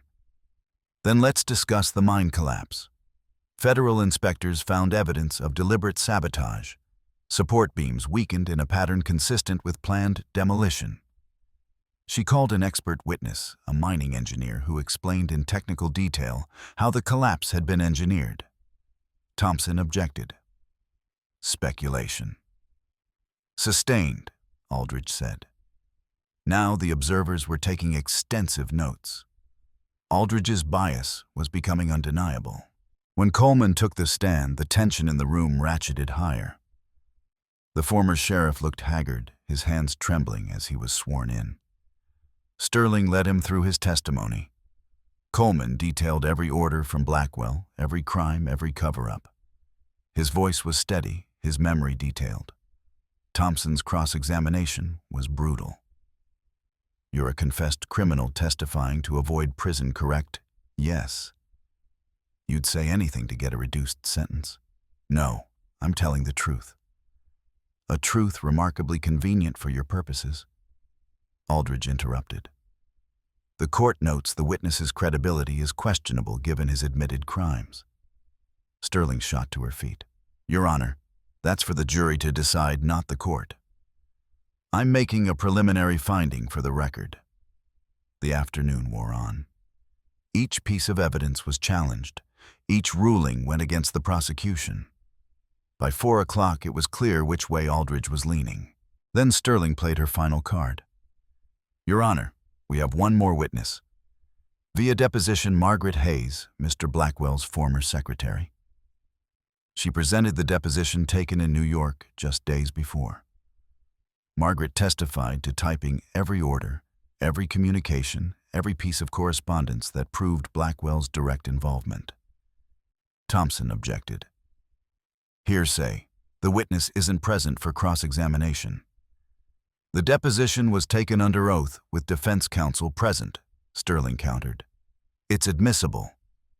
Aldridge hesitated. This was harder to dismiss. Federal observers were watching closely. If he threw out sworn testimony from a credible witness, his bias would be undeniable. "I'll allow it," he said finally. "But the court notes concerns about the witness's motivations." Sterling read Margaret's testimony aloud. It was damning.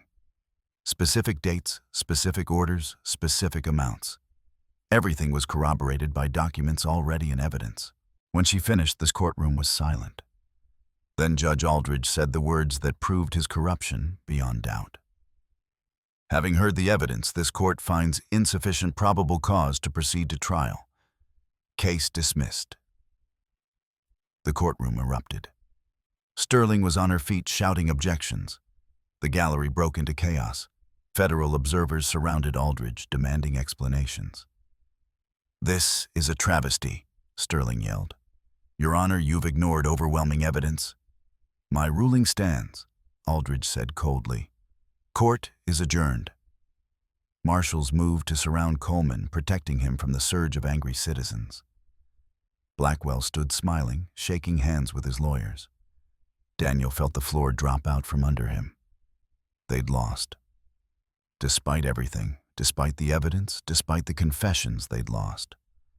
But then something unexpected happened. One of the federal observers, an older man Daniel didn't recognize, strode to the front of the courtroom. "Judge Aldridge," he said loudly, "I'm Judge Warren, U.S. Circuit Court, and I'm formally charging you with corruption and obstruction of justice. Federal marshals, arrest this man." Aldridge went white. "You can't do this." "I just did. Your rulings today, combined with evidence of bribe payments we've been tracking for months, constitute more than enough cause." Marshals moved toward Aldridge. He tried to push past them, but they grabbed his arms. As he was being led away, Aldridge shouted at Blackwell, "You promised protection. You promised I'd be safe." Blackwell's smile vanished. Judge Warren took the bench. "This hearing is tainted by judicial corruption and is hereby voided. I'm ordering a new preliminary hearing in 1 week with myself presiding. Mr. Blackwell, you remain free on bail, but don't leave the jurisdiction. We will retry this matter properly." The courtroom erupted again, but this time in cheers rather than anger. Daniel grabbed Grace's hand. "We have another chance. Will it be different next time?" "Warren's honest. Everyone knows it. With him on the bench, we might actually win." Outside the courthouse, Sterling gathered the team. "This is good. Better than good. Warren's ruling means we get a clean shot at this. But we need to be ready. Blackwell's going to come at us hard in the next week." He'll try to intimidate witnesses, destroy evidence, maybe worse. Let him try, Coleman said quietly. I'm past caring about my own life. I just want to see him pay. That night back at Harrison's ranch, they allowed themselves cautious celebration. But Daniel couldn't shake the feeling that the worst was yet to come. Blackwell had been backed into a corner, and cornered animals were the most dangerous. He was right. 3 days later, word reached them that Blackwell had escaped. Gone in the night, leaving no trace. Federal marshals searched the territory, but he'd vanished. Then the telegram arrived. Charles Blackwell spotted a boarding train to Denver. William Blackwell en route from New York to join him. Both believed heading to railroad board meetings to secure contracts before arrest. Daniel read it and knew what they had to do. We go after them, he said. The marshals will handle it, Sterling replied. By the time marshals catch up, Blackwell will be protected by the railroad board. Lawyers, money, political influence. He'll disappear into the system. What are you suggesting? We stop him before he reaches Denver, before he gets that protection. Grace stood beside him. We're going after the train. Harrison looked between them. That's insane. You'll get yourselves killed. Maybe. But if we don't try, we've already lost. In the end, 6 of them made the decision to go. Daniel Grace Coleman, Claire Ruth Anderson, and Jack Miller. All people with personal stakes, all willing to risk everything for one last chance at justice. Sterling gave them her blessing, though she couldn't officially sanction what they were planning. If you somehow catch them, hold them until marshals arrive. Don't do anything that puts your case at risk. They left at dawn, riding hard for Copper Creek Station, the only place the express train would stop for water. If they missed it, there they'd never catch up. The ride was brutal. 60 miles in 6 hours, pushing horses to their limits. They changed mounts twice at relay stations, always moving, always racing the clock. They reached Copper Creek with minutes to spare. Daniel positioned everyone in cover, while Coleman, still wearing his sheriff badge, walked to the station master. Federal warrant for Charles Blackwell, Coleman said, showing papers Sterling had prepared. He's on the next train. We'll need you to delay departure. The station master shook his head. Can't do that without authorization from the line supervisor. Then get him. He ain't here. Daniel watched the horizon and saw smoke. The train was coming. He made a decision. Coleman, tell Blackwell we have Marcus. That you caught him alive, that he's here ready to trade. Marcus is dead. Blackwell doesn't know that. Tell him we have his star witness, his evidence, everything he needs to clear his name. But he has to come off the train to get it. It was a bluff, a trap, and a desperate gamble all at once. The train pulled in steam, hissing brakes, squealing. Coleman approached the private car at the rear, knocked on the door. It opened. Charles Blackwell looked out, saw Coleman, and frowned. What are you doing here? I have Marcus Hartley, the one who was supposed to be dead. He's alive. He's here, and he's willing to deal. Blackwell's eyes narrowed with suspicion. But greed won out. Where to?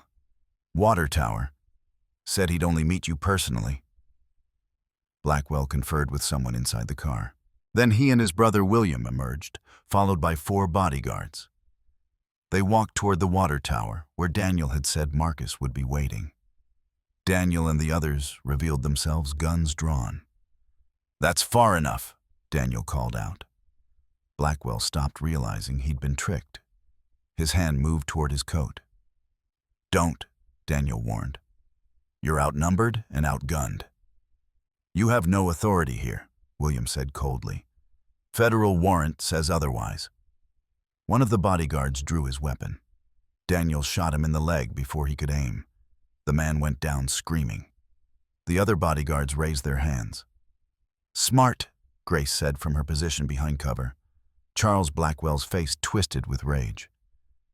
You think this changes anything? I'll be out on bail by tomorrow. My lawyers will destroy you. Maybe, Daniel agreed. But you'll still face trial. Real trial with an honest judge. And all your money won't buy you out of that. William tried to edge toward the train. Coleman blocked his path. Going somewhere. This is kidnapping. False arrest. No, this is justice catching up. Marshals arrived 20 minutes later, summoned by telegraph from Copper Creek. They took custody of both Blackwell brothers and their bodyguards. As Charles was being led away in chains, he locked eyes with Daniel. This isn't over. Yes, Daniel said quietly. It is. The train pulled away without the Blackwells. Daniel, Grace, and the others watched it disappear into the distance, carrying other passengers to other destinations, the world continuing, despite the drama that had just unfolded. Grace leaned against Daniel, exhausted. We did it. We actually did it. First step, trial's still ahead. But this time we're ready. They rode back to Harrison's ranch, arriving after dark. When Sterling heard what had happened, she was simultaneously furious and impressed. You could have ruined everything. If you'd hurt them, if you'd violated their rights, the whole case could have been thrown out. But we didn't, Daniel said. We caught them clean. And now they face justice. The new preliminary hearing happened 1 week later. Judge Warren presided, and this time every objection was fairly considered, every piece of evidence properly evaluated. When it was over, Warren looked at Charles and William Blackwell and said, "This court finds overwhelming probable cause on all charges. Both defendants are remanded to federal custody pending trial. Bail is denied." The brothers were led away in chains. Outside reporters swarmed them with questions. Daniel said nothing, just walked past them all. Grace did the same. That night at Harrison's ranch, they finally allowed themselves to believe it might actually be over. Coleman sat alone on the porch smoking. Daniel joined him. "You know I'm still going to prison," Coleman said. "Yes." "Deserved, I suppose?" "Yes," Daniel agreed. "But you'll serve knowing you did the right thing at the end. That counts for something." Coleman was quiet for a moment. "I had a choice once. Early on. Blackwell first approached me. I could have said no, should have said no. But I was in debt, desperate. Took his money. After that, every choice got harder. That's how it works. The first compromise leads to the second, then the third, until you can't see the line you crossed anymore. How did you avoid it? The war, Emma's death, everything. How did you not become like me?" Daniel thought about that. Maybe I just got lucky. Or maybe I had people around me who kept me honest. Harrison, Grace, even you in your way. Me, seeing what you became, showed me what I could become if I let anger guide my choices. So thank you for that, I suppose." Coleman laughed bitterly. "You're welcome." They sat in silence, two men on opposite sides of a divide, understanding each other perhaps better than they wanted to. The trial date was set for December, 2 months away. 2 months to prepare to rest, to rebuild. Daniel returned to his ranch to find it still standing, his cattle scattered but mostly alive. He began the work of repair, of restoration. Grace went with him. She didn't ask permission, didn't explain, just started working beside him, rebuilding what had been damaged. One evening, after a long day of fence work, they sat on the porch watching the sunset. "This partnership of ours," Grace said, "it's become something more, hasn't it?" "Yes," Daniel agreed. "Are we going to talk about it? Do we need to?" Grace smiled. "I suppose not. But eventually, probably." "Eventually," Daniel agreed. They were still sitting there when full darkness fell. Comfortable in the silence, comfortable with each other, comfortable with the uncertain future they were building together. The war wasn't over. The trial still loomed. But for the first time in years, Daniel felt something he'd almost forgotten. Hope. Winter arrived early that year. Snow dusted the mountains by mid-November, and by the time the trial date approached, Denver was locked in cold that made breath visible and turned the streets to frozen mud. Daniel stood at the window of his hotel room, watching the city wake. The federal courthouse loomed 3 blocks away, a massive stone building that represented everything he'd been fighting for. Justice, order, the rule of law. Grace appeared beside him, already dressed for court in a simple gray dress that managed to be both modest and dignified. "Couldn't sleep either," she asked.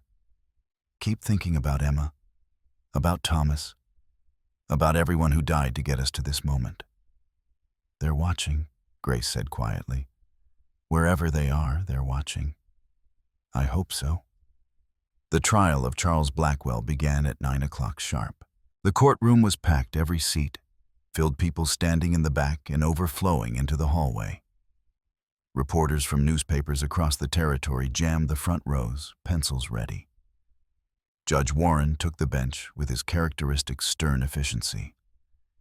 He was a man who believed in procedure, in fairness, in the careful application of law. Exactly what they needed. "United States versus Charles Blackwell," he announced. "Charges include conspiracy to commit murder in the deaths of 18 minors, arson resulting in death, racketeering, fraud, and corruption of public officials." "How does the defendant plead?" Blackwell stood flanked by his legal team.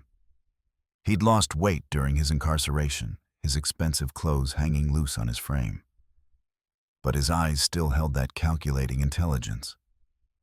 "Not guilty, Your Honor." "Very well. Ms. Sterling, you may present the prosecution's opening statement." Amanda Sterling rose, and the courtroom fell silent. "Gentlemen of the jury," she began, her voice clear and strong. "Over the next weeks, you will hear testimony about a man who built an empire on the graves of innocent people. Charles Blackwell is many things. He is wealthy, educated, a captain of industry. But he is also a murderer. Not in the heat of passion, not in self-defense, but in cold calculation. He ordered deaths the way other men order supplies. He destroyed families the way other men clear brush. And he did it all for one reason: profit. She walked along the jury box, making eye contact with each man. "The evidence will show a pattern spanning 5 years. Every time someone stood in the way of his railroad expansion, that person suffered. Their wells were poisoned. Their cattle died. Their homes burned.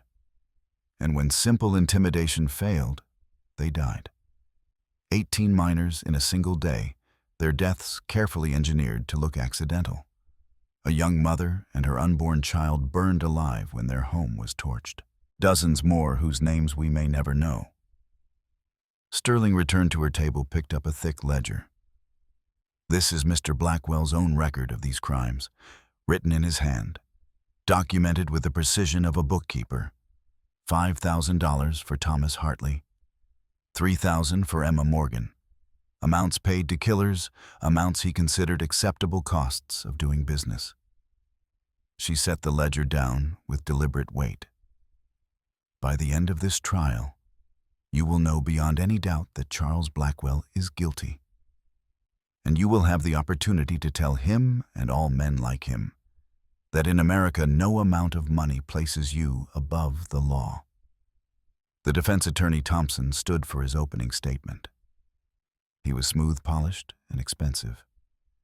"Gentlemen, my client is a businessman, not a criminal. The prosecution will present you with a parade of criminals testifying to save themselves, bitter people, looking to blame their misfortunes on a successful man, and documents taken out of context. But they will not present you with proof that Charles Blackwell personally ordered any crimes, because that proof doesn't exist." It was a weak opening, and everyone knew it, but it was all Thompson had.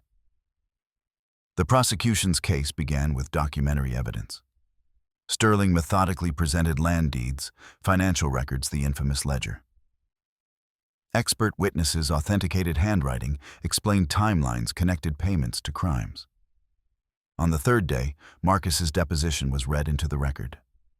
Though he was dead, his sworn statement carried weight.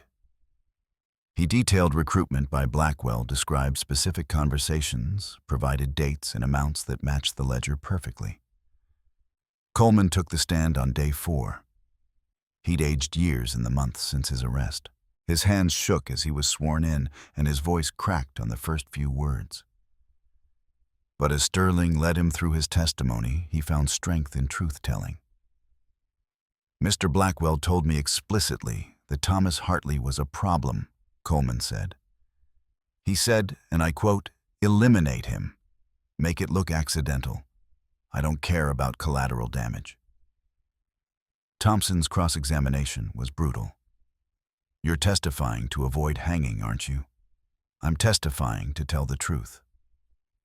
"After years of lies. Why should anyone believe you now?" "Because I kept records. Because I have proof. Because even I have limits." Thompson tried to shake him, tried to find contradictions, but Coleman held firm. Whatever else he was prepared. Claire testified on day 5. She brought her notebook, years of observations and transactions, and walked the jury through the financial trail that led from Blackwell to Coleman to violence. Thompson tried his previous tactic. "You're a woman of questionable virtue, a prostitute." "Why should this jury trust your records?" Judge Warren interrupted before Sterling could object. "Counselor, this witness's occupation is irrelevant to the accuracy of financial records. Confine your questions to the documents themselves." Claire smiled slightly. "Thank you, Your Honor. To answer the question, these numbers don't lie. Every payment I recorded was verified by Mr. Coleman's own records, which you've already seen. The truth doesn't care about my virtue." The jury responded to that. Several men nodded. Margaret Hayes's deposition came next, read by Sterling in a clear voice that carried to every corner of the courtroom. Margaret had been Blackwell's secretary for 8 years. She'd typed every order, filed every document, seen everything. Her testimony was devastating. Specific dates, specific instructions, specific amounts, all corroborated by physical evidence already presented. Thompson could only object weakly that she wasn't present for cross-examination, but Warren overruled him. The deposition had been properly taken with defense counsel present. On day 7, Grace took the stand. Daniel watched from the gallery as she walked to the witness box, her spine straight, her face composed. She'd been dreading this moment, he knew. Having to speak publicly about Thomas's death, about the journal that was stolen, about everything she'd lost. Sterling was gentle with her. "Mrs. Hartley, can you describe your husband's work at the mine?" Thomas was a mining engineer. He was responsible for safety inspections, structural integrity, ventilation systems. He took the work seriously. Lives depended on getting it right. Did he express concerns about safety? Constantly.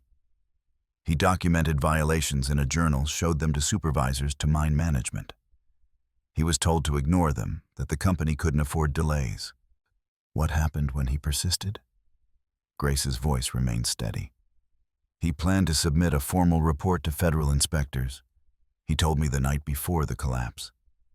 Said it might cost him his job, but he couldn't stand by while men worked in unsafe conditions. The next day, the mine collapsed. 18 men died, including my husband. Sterling let that sit for a moment before continuing. You came to Coyote Ridge looking for someone named Marcus. Why? Marcus was Thomas's cousin. Thomas had sent him copies of the safety documentation, asked him to hold it safe. I thought if Thomas died, Marcus would have the evidence needed to prove the collapse wasn't accidental. But Marcus worked for Charles Blackwell. I learned that when I arrived. I learned my cousin-in-law had betrayed my husband, had helped kill him. Thompson stood for cross-examination, and Daniel tensed. This was the moment he'd been worried about. "Mrs. Hartley, you're romantically involved with Daniel Morgan, are you not?" Grace met his eyes without flinching. "I am. Mr. Morgan has had a vendetta against my client for years, hasn't he? Mr. Morgan sought justice for his wife's murder. If you consider that a vendetta, then yes. And you're helping his revenge scheme. No. I'm seeking justice for my husband and 17 other minors who died because your client valued profit over lives. You expect this jury to believe you're objective? I expect this jury to look at the evidence.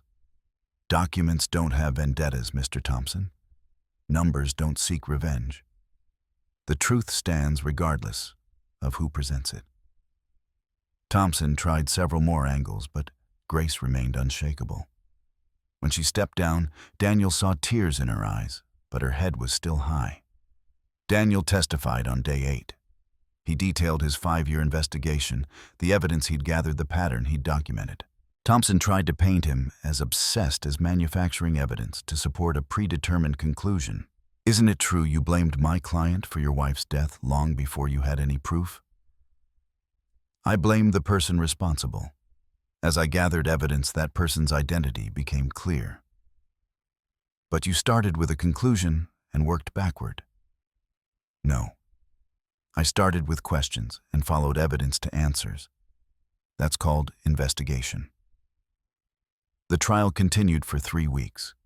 Witness after witness, document after document, the case built like a wall of stone, each piece supporting the others, creating a structure that couldn't be knocked down. The defense tried. Thompson called character witnesses businessmen who praised Blackwell's acumen, his charitable donations, his vision for progress. But none of them could address the specific charges. None of them had been present for the crimes. Blackwell himself did not testify. His lawyers advised against it, knowing Sterling would destroy him on cross-examination. The defense's case lasted 2 days, then closing arguments. Sterling addressed the jury with quiet intensity. "Gentlemen, the evidence is overwhelming. You've seen the documents. You've heard the testimony. You've watched witnesses corroborate each other's statements with details they couldn't have invented. Charles Blackwell ordered murders. He paid for them. He profited from them. The only question before you is whether you have the courage to hold a wealthy man accountable for crimes that would hang a poor man without hesitation." She paused, letting that sink in. This isn't about class warfare or jealousy of success. This is about justice. Pure and simple. 18 miners didn't come home one day because Charles Blackwell decided their lives were worth less than his schedule. Emma Morgan burned to death because she owned land he wanted. Thomas Hartley died underground because he threatened to expose unsafe conditions. Those deaths demand accountability. The law demands it.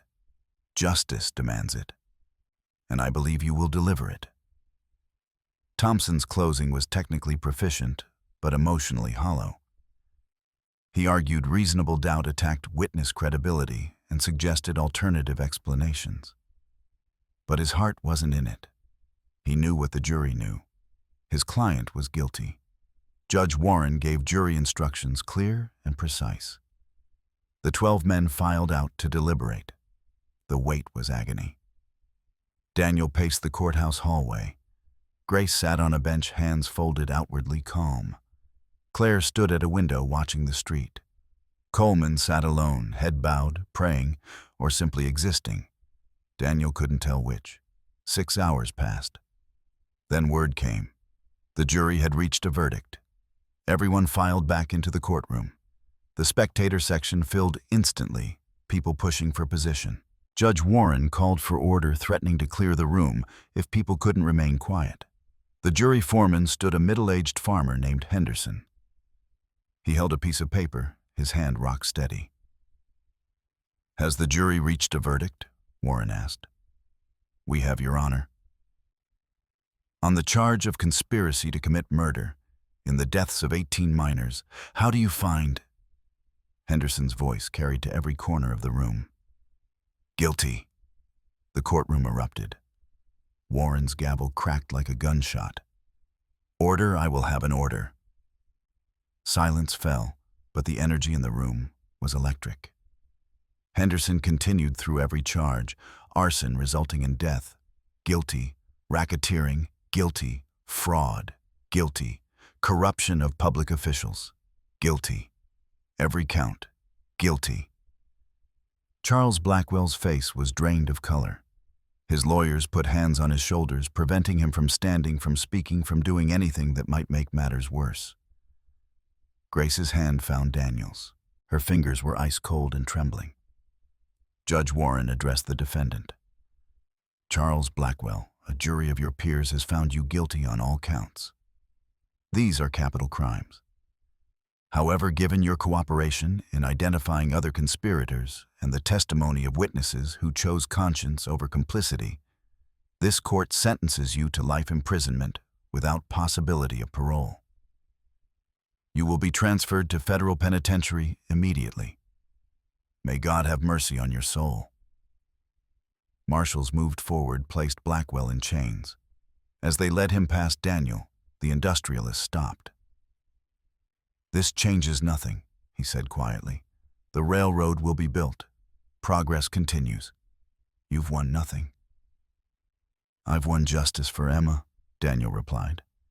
That's everything. Blackwell was led away.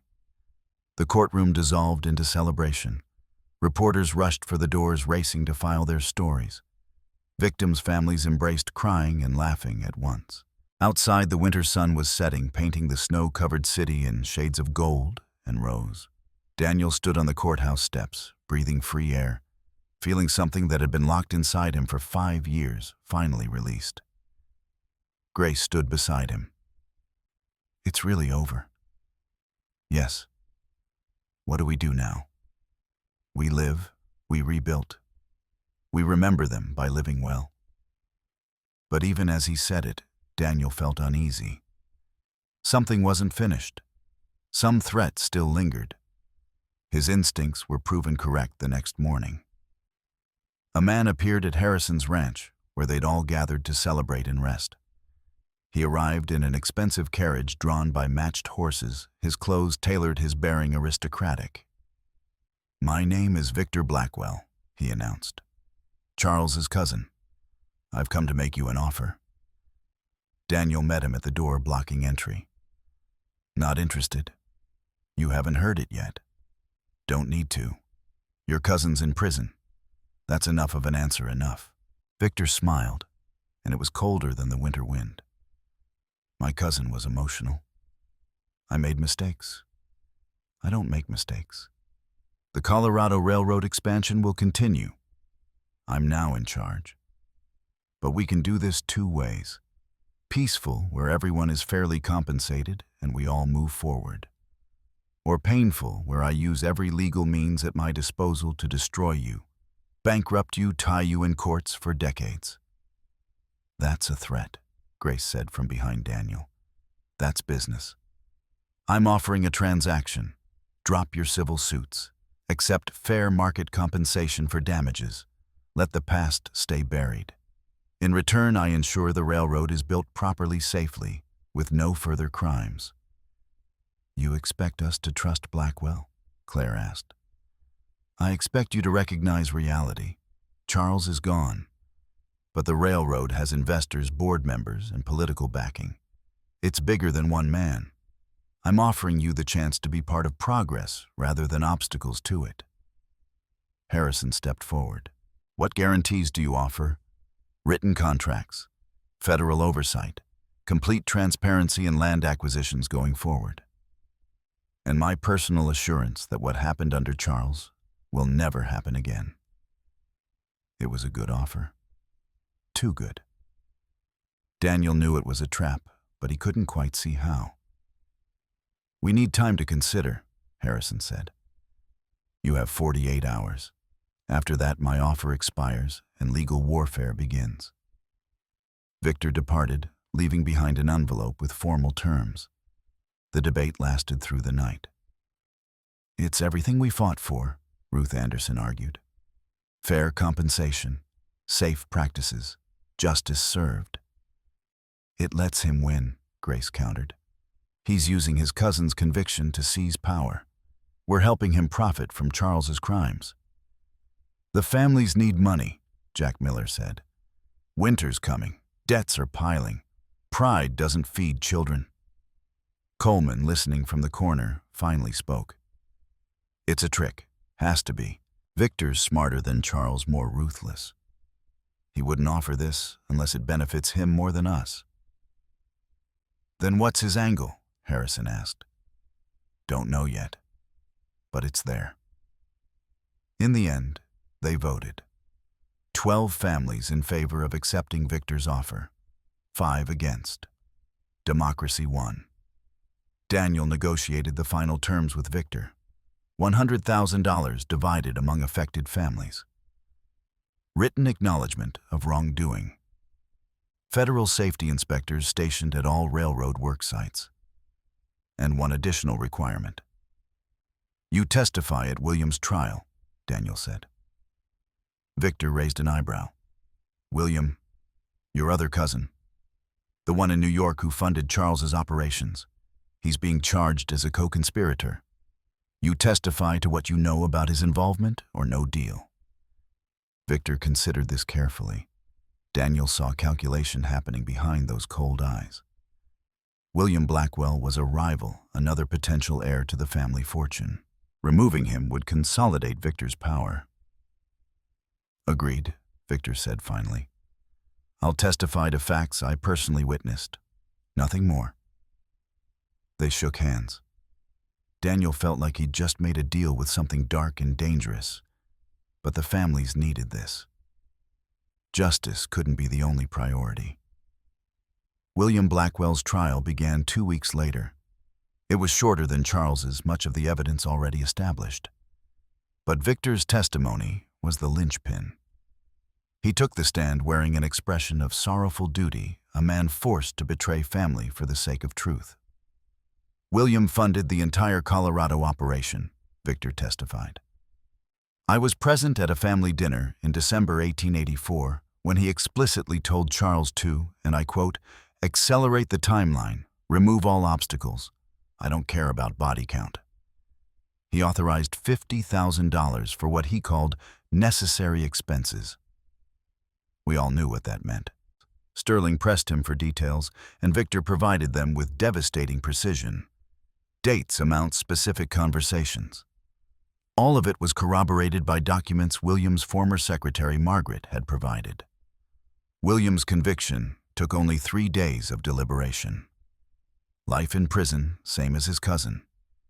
But as Daniel watched Victor leave the courthouse after testifying, he saw something in the man's expression, satisfaction. Not the satisfaction of justice served, but of competition eliminated. He played us, Daniel said quietly to Grace. What do you mean? He used the trial to take out William. Now he controls the entire Blackwell fortune.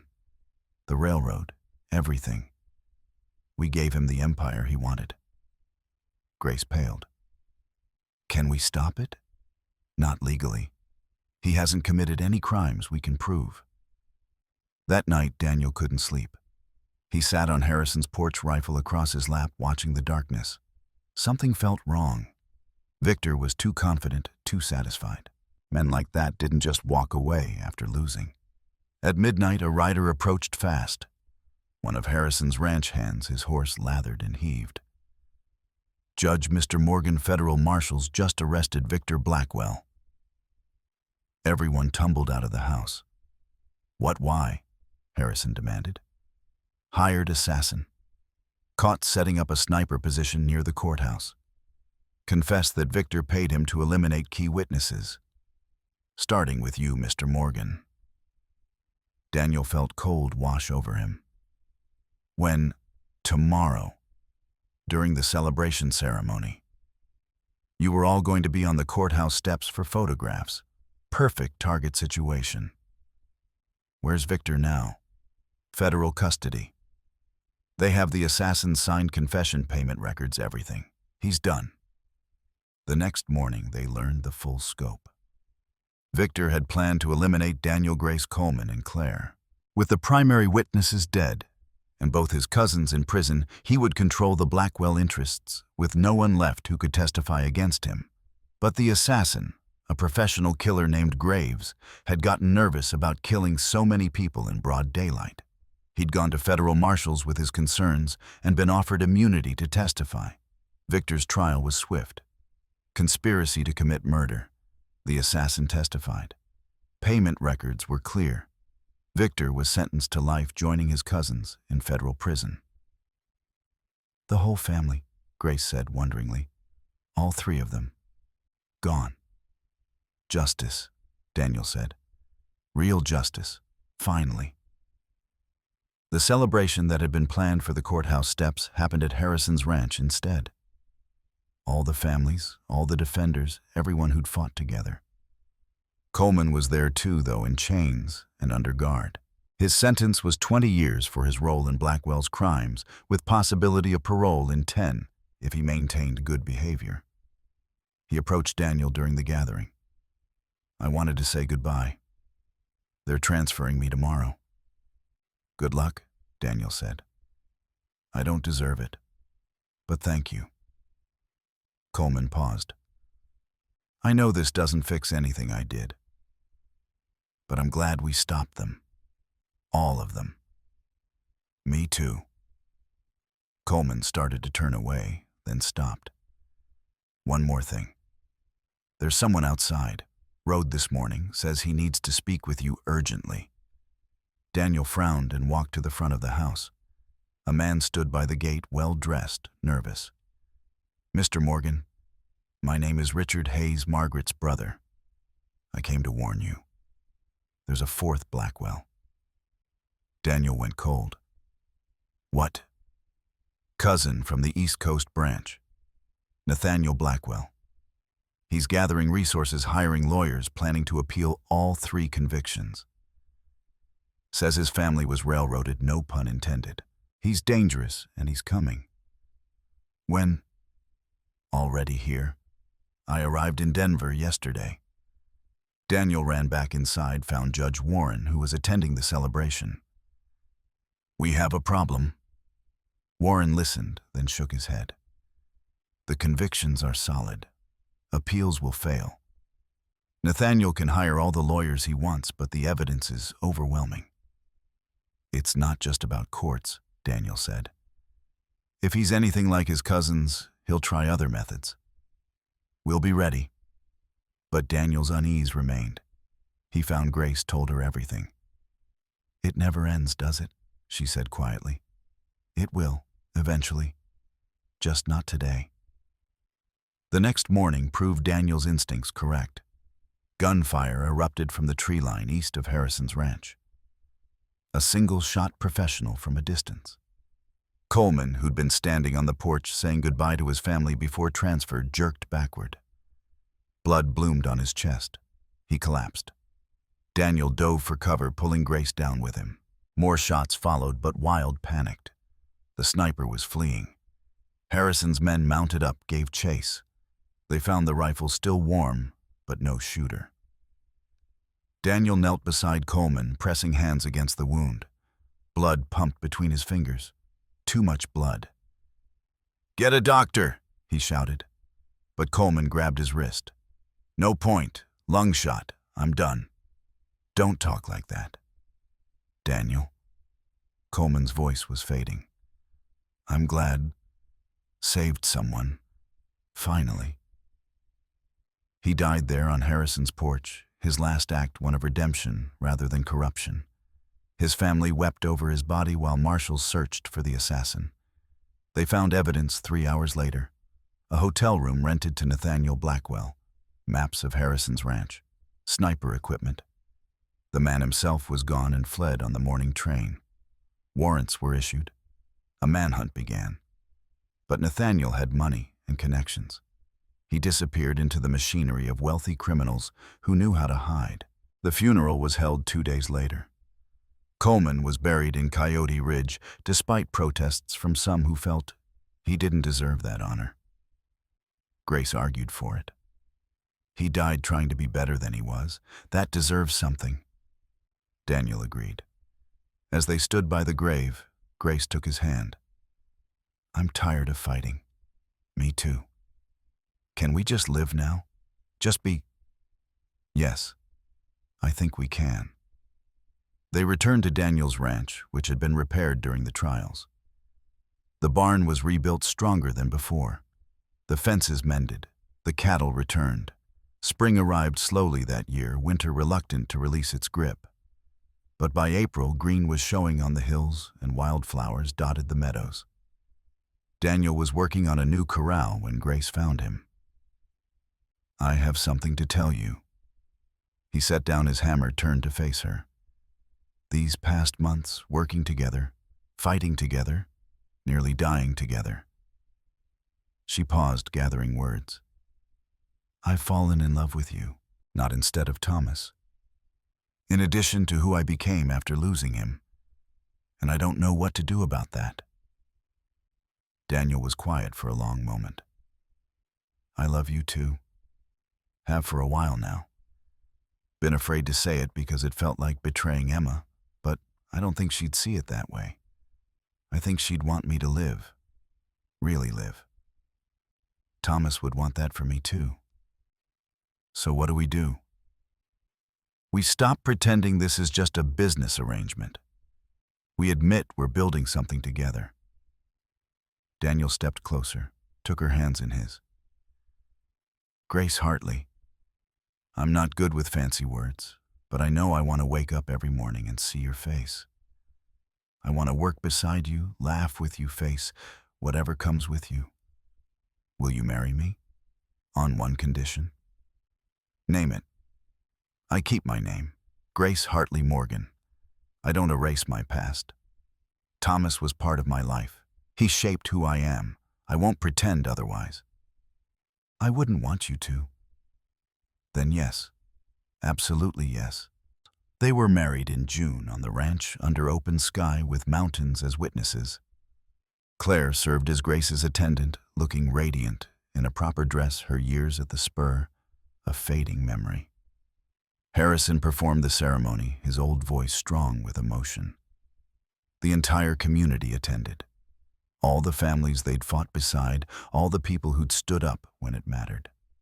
Ruth Anderson brought food enough to feed an army. Jack Miller played fiddle, his wounded leg barely slowing him down. The vows were simple. Traditional words given new weight by everything they'd survived to reach this moment.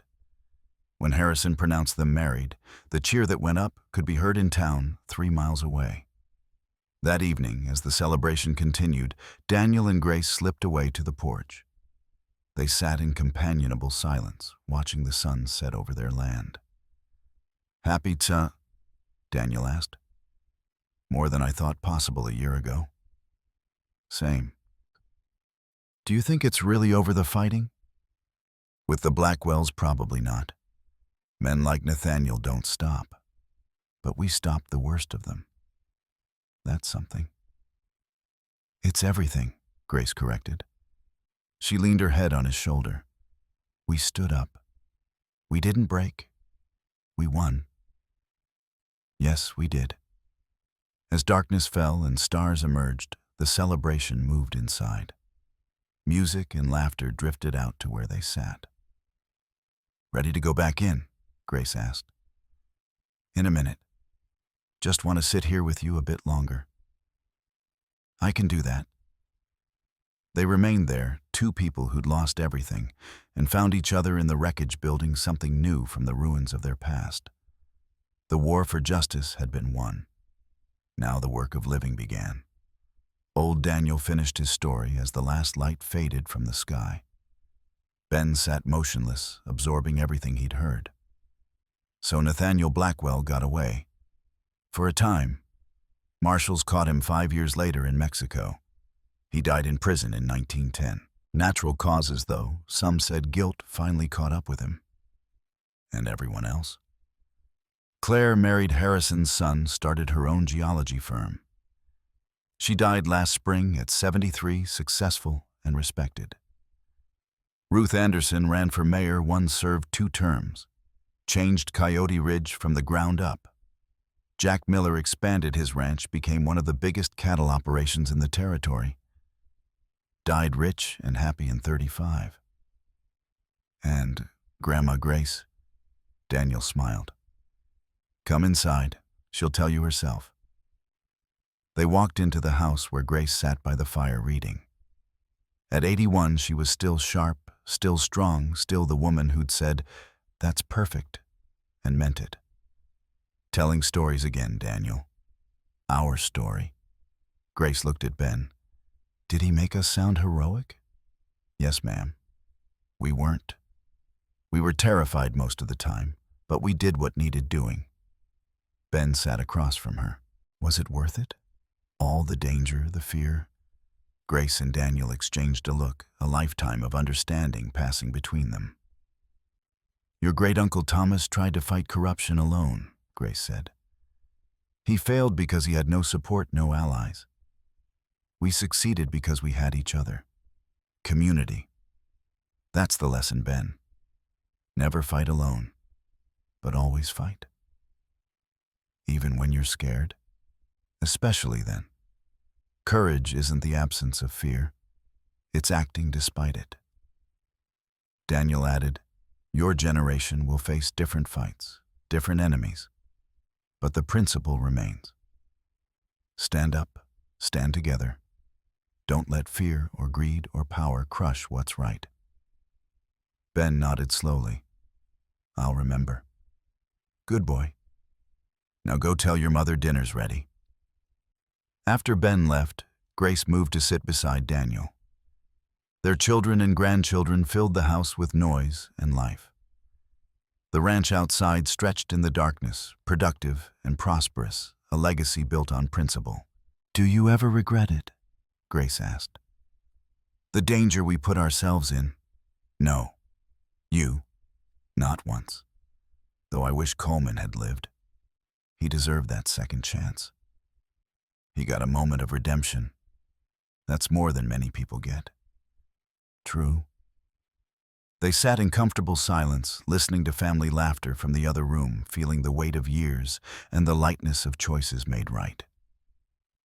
That night at the spur, Grace said suddenly, when Jake said one bed, I was so angry, so tired, so desperate.